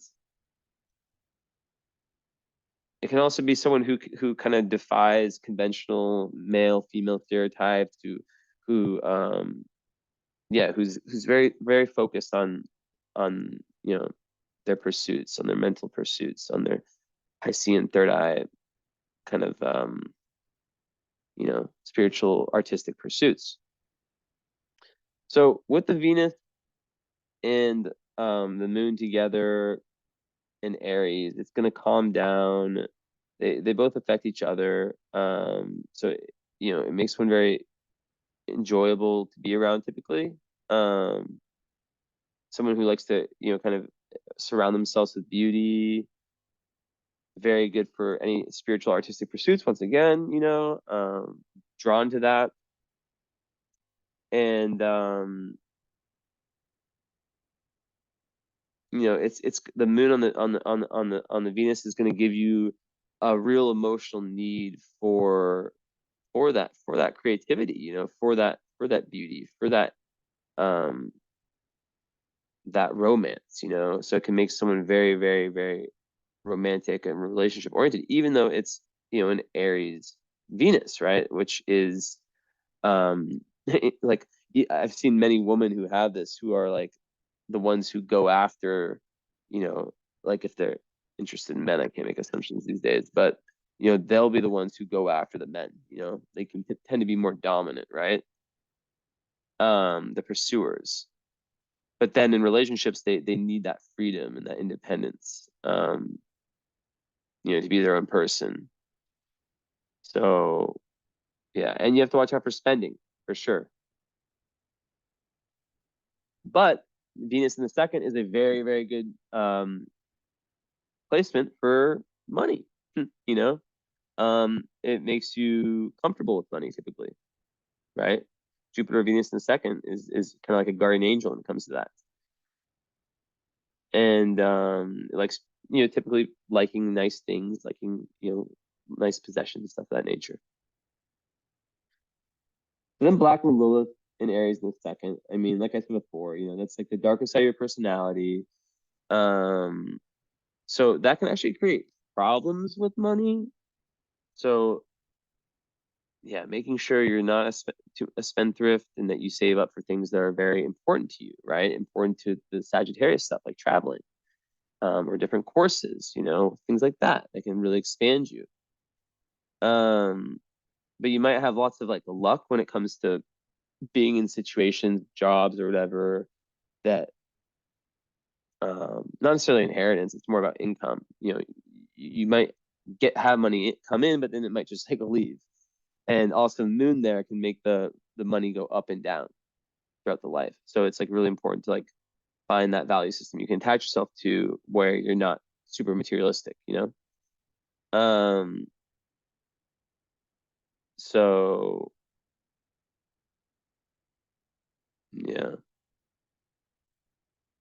Sometimes people who have this can like blame other people for their money woes. Um, it's also really important not to show off, like if you do have a lot of money, like not to show off like, your bling bling or your, whatever kind of nice stuff you got. Because people can become very jealous of that. And cast like the whatever it's called, negative energy onto you. Charge my computer. And in Aries, as I was saying before, like not necessarily potentially being aware of the impact you might have on your environment, on people around you. This is showing up in multiple parts of your chart. Um, it can make someone like it can create like kind of bully energy, but like you're a Pisces, that kind of pushes that away. But like just like overly asserting what you want kind of type deal.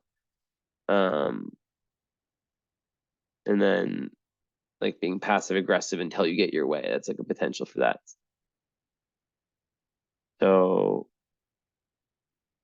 yeah, I mean it's really about and then you look at where Mars is um over there in Pisces, and it goes back to that, potential, yeah, like I said, passive aggression. Um so it's really about understanding your true power, because as a Pisces you might not see it, but you are super powerful. Because some people with this try to overcompensate by forcing their way onto others. So yeah. But with the Mars, in Pisces, there's a strong like there's a need to like go towards that spiritual path.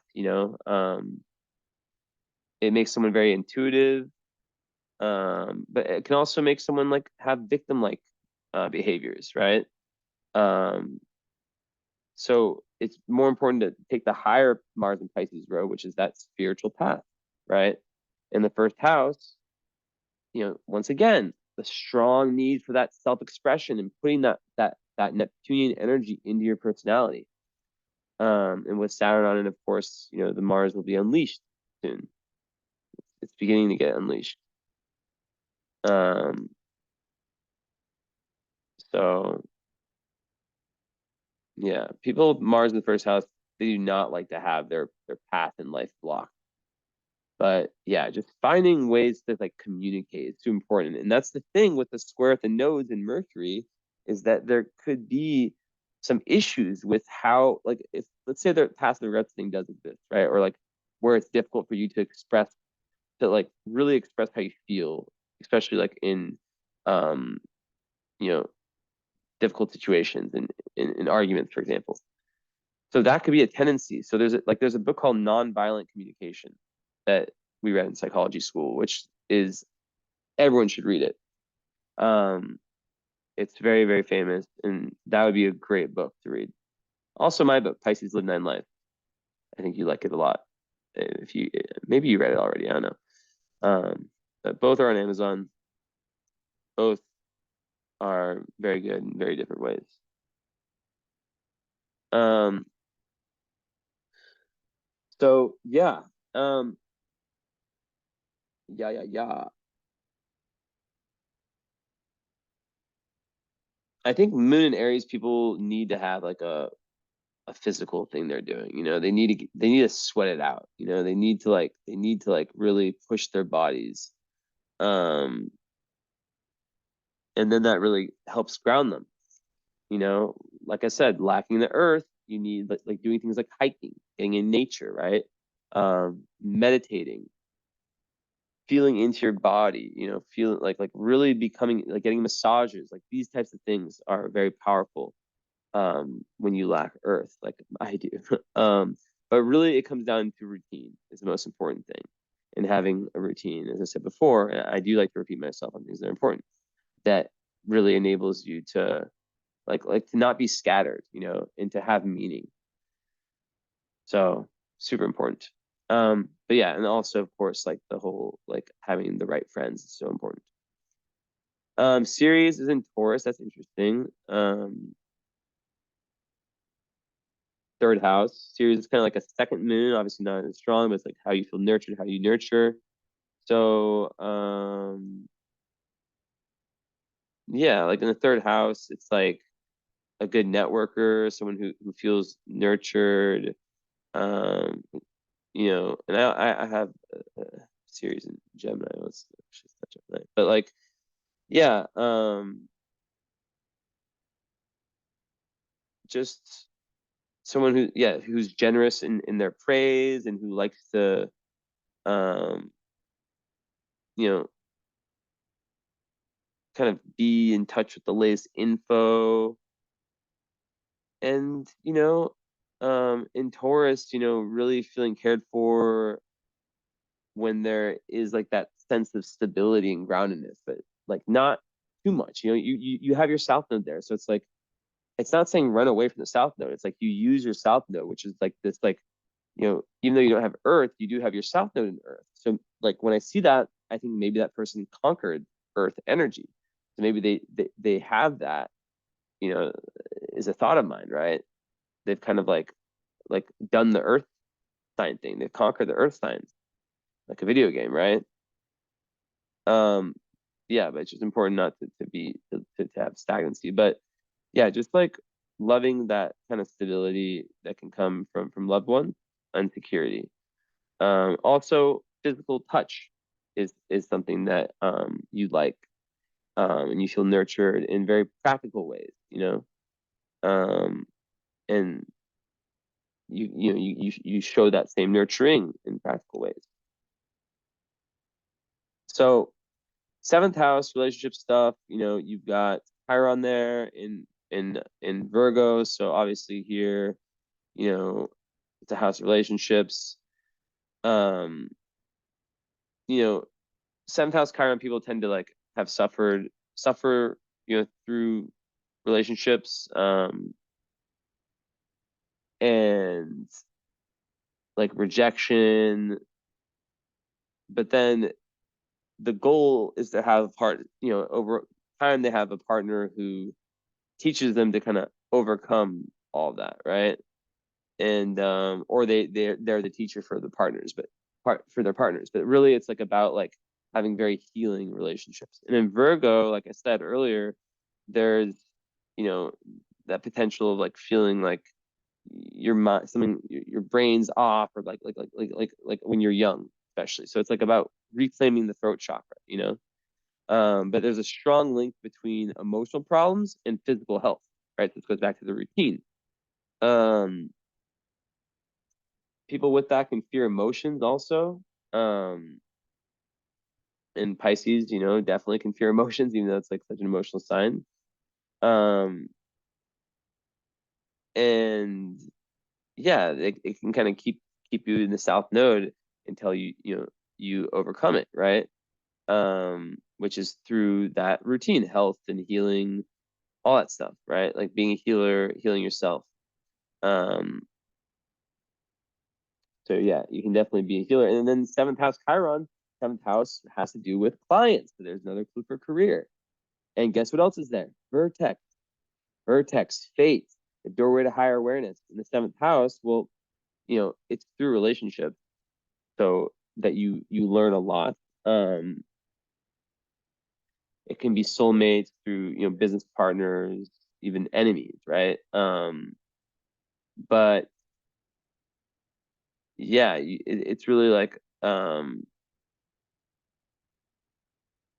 lots of destiny when it comes to your like life partner and your relationship. So I feel like you don't need to worry about that. But yeah, just letting things flow in that area of life, I think, because there's lots of fate that's going to be there. And it's through those relationships that you learn a lot, and that's another way of learning. So, um, and then interestingly, that pushes you into your eighth house. The relationships push you into that necessary north node in Scorpio, that death, rebirth, transformation, that real healing. And Vertex and Virgo is about healing, being a healer, feeling like you're destined to help and heal. You typically won't feel like you fit into like the just normal, boring world, and you want to find like that right thing. So, yeah, just having like lots of like healing gifts, like because like Virgo is so you have like all the Pisces, you have that cosmic magic, right? Virgo is earth magic. So you have, it's about like like things like herbs and whatnot, right? Um, the Wicca. Um, so all those types of things can be very good. Um, yeah. Also animals, Virgo, yeah. So there can be like a big destiny connected to animals. Um,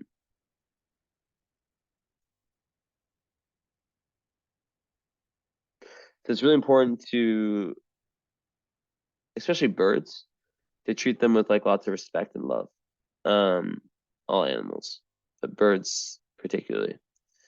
And also plants, like just nature in general,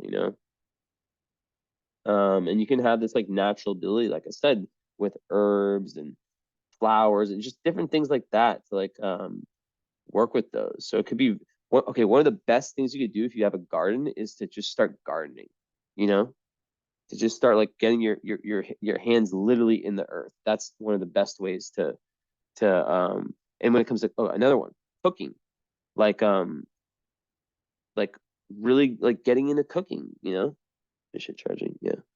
Getting into cooking could be something really, really, really beneficial for you too. And yeah.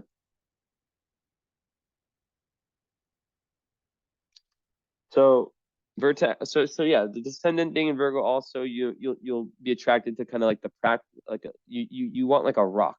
You want someone, yeah, who's very exciting, like Virgo or Aries moon person who's a Pisces needs someone who one understands that need for change, that need for things being fun and the whole travels, everything connected to North Node, but then also someone who can sit through you know, that Pisces energy and understand how it can swing back and forth and back and forth and not judge. So a very grounded person who's very understanding, very curious, and loves you a lot. And then your Juno is like your ideal mate. It's in Scorpio. So, in the ninth house, you might be you might want to marry someone who's from a different culture, which can also help you with your North Node journey, right? Um, but you really want to have like a philosophical kind of relationship, where you exchange philosophical truths with your partner. And yeah, and also a travel partner for sure. For sure, for sure. A travel and study partner. In Scorpio, that's about like a very like soul bonding like relationship that you want. I have Juno. I have this placement too in different house, so it's just like really wanting, hard to explain that because it mixes with all the other parts of the chart, right? But wanting someone that 1,000% you can trust, right? Like my girlfriend's a Scorpio, and I know 1,000% I can trust her. And yeah, just wanting someone who you have all their attention, not in a narcissistic way, but someone who just like notices all the little things about you, right? And there's also like a high degree of sensuality. And I talked about, the Jupiter there in the ninth. I mean, that's just an amazing placement. Just like someone who's just on this search for the meaning of life, as I said before. Um, Endless quest of knowledge through everything, whether travel, philosophy, religion's ninth house, but could be, yeah. Even studying, higher studying, also higher studies. Um, and just that, yeah, expansive knowledge is like the basis for your wisdom. You want to expand. You literally grow through the wisdom that you gain. And in Scorpio, it can create that intensity in that search for truth, right? So yeah, it can make a very transformative teacher, healer. It's very psychic. Yeah. So you'll intuitively know like what places to go to. Like if you ever did an astrocartography reading with me, I feel like because usually when people do that, it's like I don't know if you know what it is. It's like the energetic hot spots and cold spots in the world. Like I tell people, like write up a list of places. Like look at a globe and just intuitively, don't even think, like write down a list of like places. I feel like you would know, and your north, it would be very interesting to do that after meditation because your Pluto ninth house, it's been incarnated in so many different cultures that there is a need to revisit them.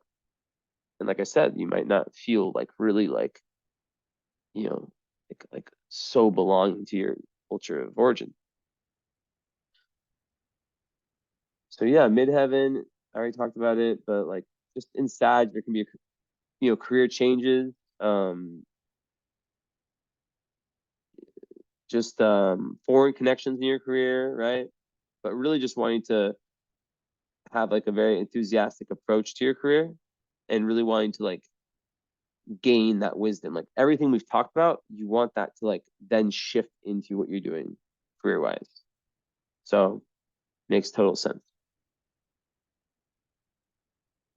Um, I already talked about, yeah, like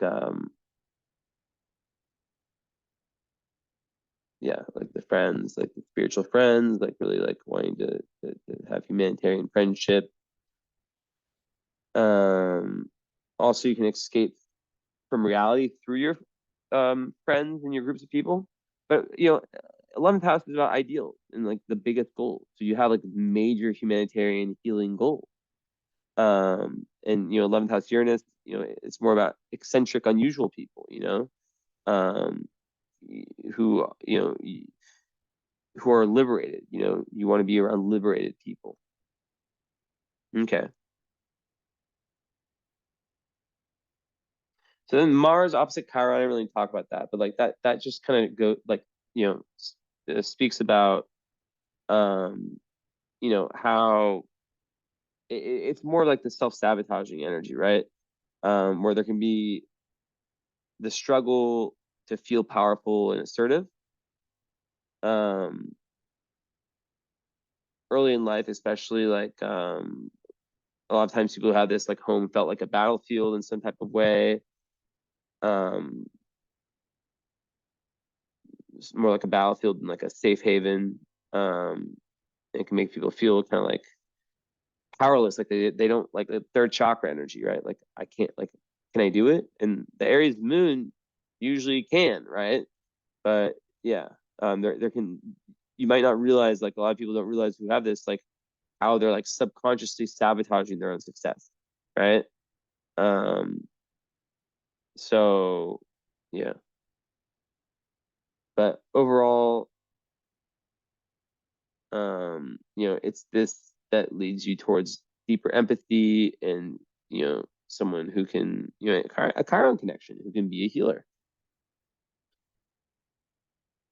So yeah, like yeah, it goes back to the ability to express anger. Okay, so Vesta, in Aries in the second, you know, just good for money, tenacious, and like you're kind of hustling, um, and really committed to your values for sure. And um, Vesta in Aries is definitely someone who's self-reliant, self-motivated in the way they work. They want to be. I think of it as more entrepreneurial. Um, and yeah, like someone who like likes working by themselves. It's not that they can't work with others, but they prefer, being an entrepreneur. Like being very committed to independence. So yeah, and let's see here. Mm, talk about that. Talk about series. Yeah, talk about all of them. Okay, let's do the stars now. Finish up with the stars. The asteroid. So I'm gonna have to stare at the fuck out of my computer because there's a million in a very small space. So let's see. Ooh, okay. So how far is that? Very close.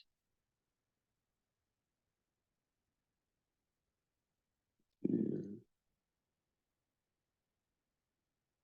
okay. So right off the bat,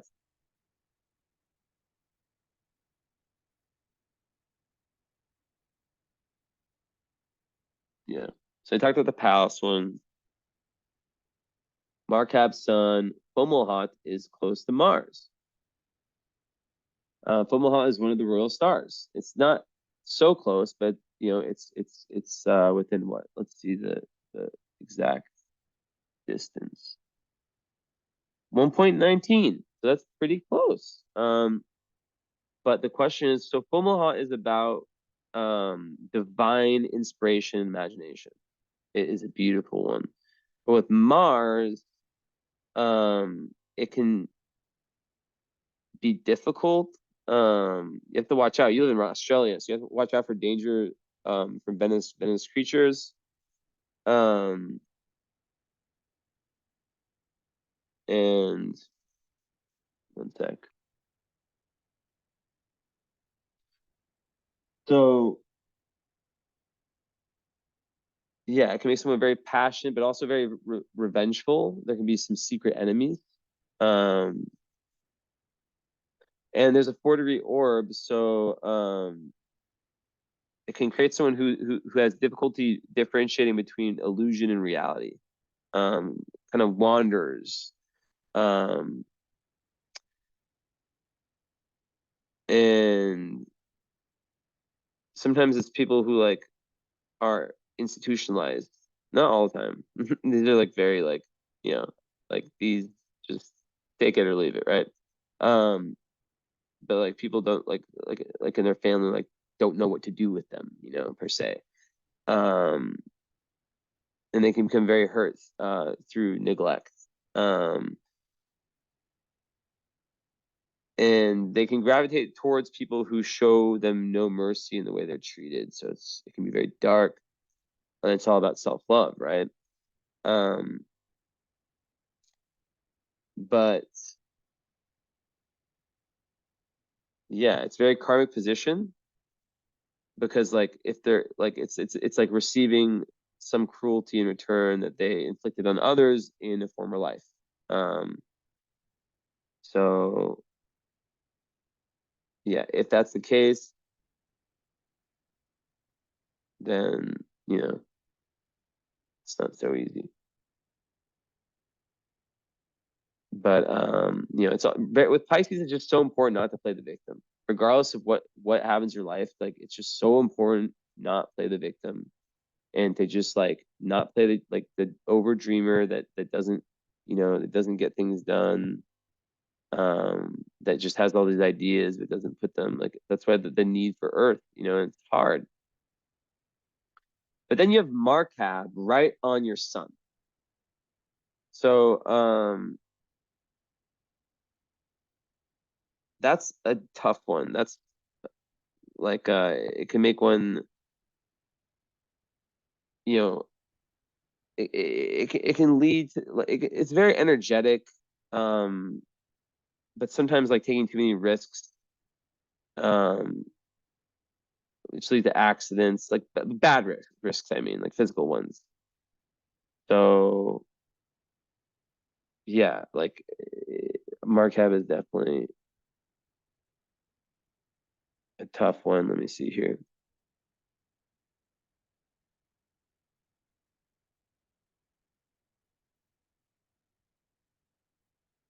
Yeah,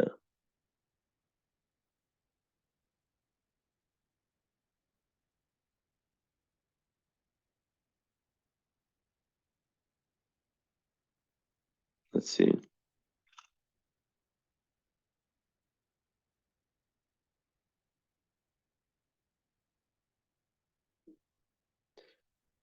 But really, it's so close to your sun, so it does give lots of ambition, vanity, intuition, enthusiasm, but also sometimes bad judgment, right? And like yeah. Um, I'm trying to find information on this. I don't know about this fucking star. I just add stars and asteroids all the time, so it's like, yeah. Um,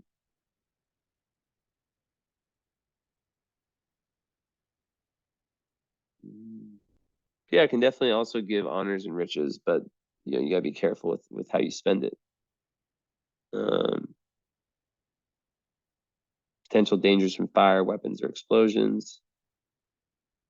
So, this is said to influence above all the spiritual and mental nature and give a good head for figures, intellectual alertness, mental powers in general, and last but not least, the ability to further propaganda activity if at the same time relevant aspects are also present, which they're not. Actually, yeah, they're not. Well, yeah, they are. With the malefic, no, yeah. It's with the malefic with Saturn.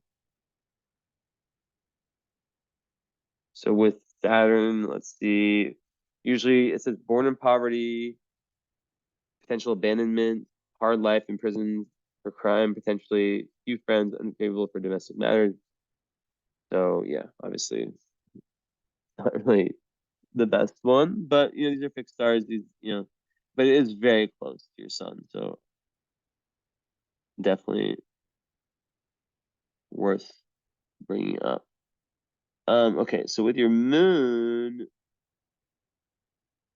you got one of the witch ones, Dirce. Um, how far is it?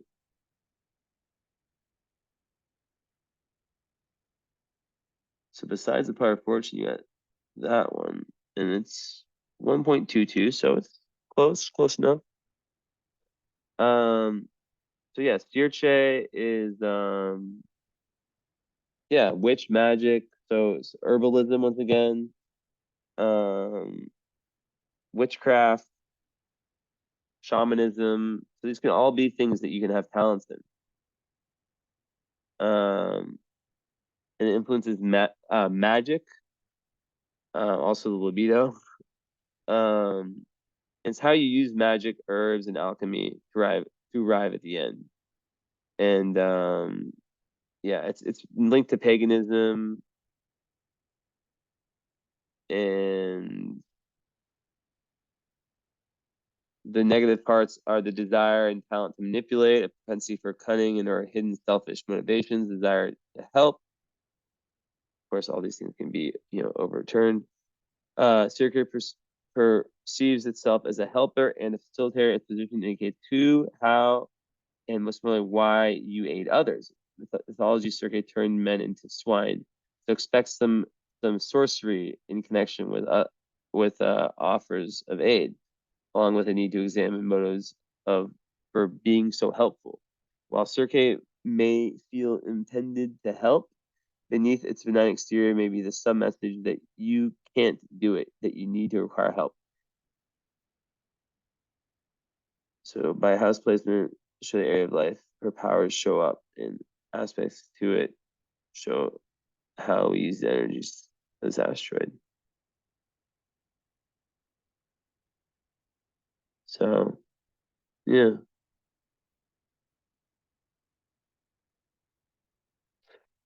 So then, let's see.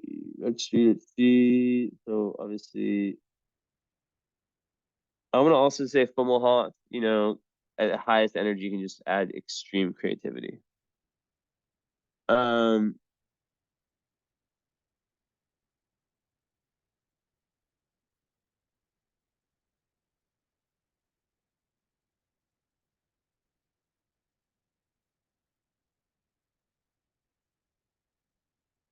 so you have Lust conjunct Venus. Damn. I'm just gonna say it. Lust is what it sounds like. It's very erotic. And it's very seductive. My girlfriend has lust on her ascendant, and I would imagine that lust with Venus would be very, very similar, and it would make you very sexually attractive, and um like for her, like she just has like guys obsessed with her, you know. So it's like real, like it's like very just like I don't even know how else to say it. Lust is just like if in a female's chart, lust with Venus or lust rising, some midheaven, something like that. It's just making someone, um, it's all about what arouses us, right? So it's just pure raw sexuality. Um, so it is, being in Aries, attract. I don't know if I believe these house placements for these, but because it's linked to the moon, that's why I'm talking about it. Attracted to confidence slash cockiness, turned on by adrenaline rushes, breaking the rules.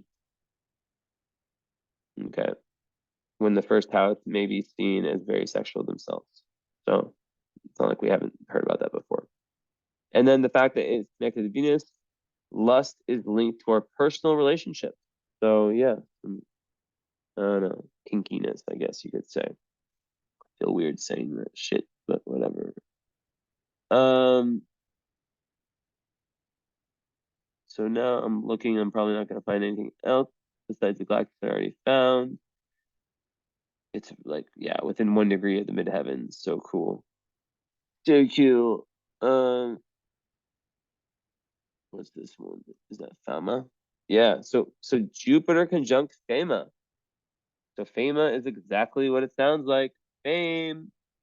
Um, Jupiter expands. So that's actually, I think I had an article where I wrote like you know, potentials um for fame, and fama fama, however the fuck you pronounce it, can definitely bring that, right? Conjunct Jupiter, it says, oh, I found something about it.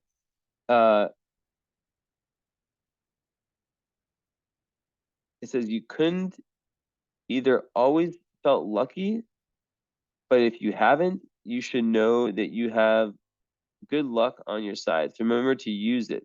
Whatever you desire is able to become your reality. So it's very good for manifestation. um and in Scorpio, let's see what it says. Why not? Okay, this is weird.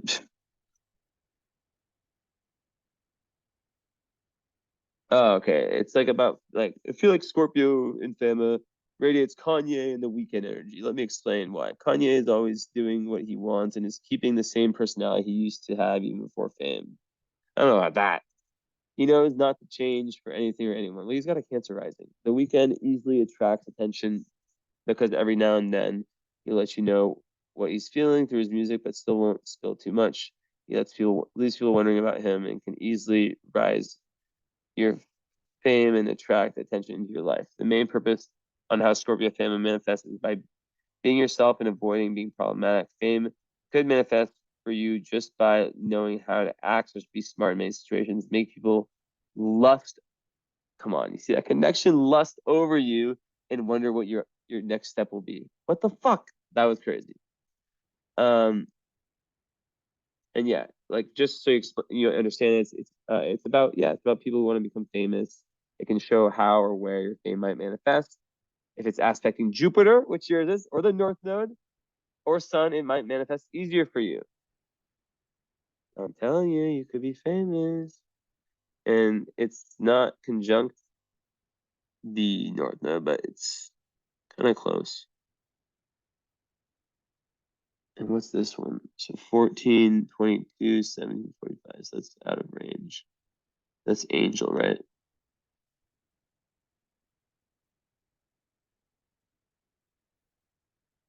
Hmm.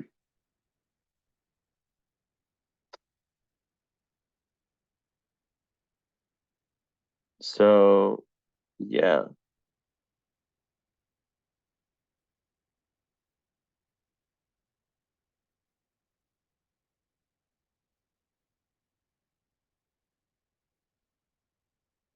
Ooh.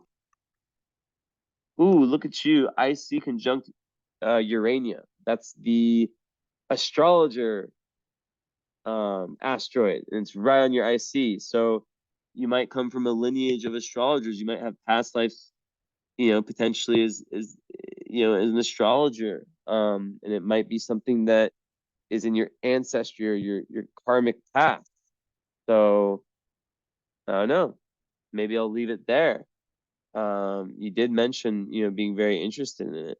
Um, so yeah, I know I'm over 2 hours. 2 hours 16, Jesus. Oh my God. But either way, yeah, I think I definitely answered everything. Very complete reading from what I felt, and we'll have a follow-up to go over everything. So thank you. I know you enjoyed this beautiful thing behind me. And talk soon. Thanks for being patient. I nearly blew you a kiss. That's weird. Okay, bye. Ciao.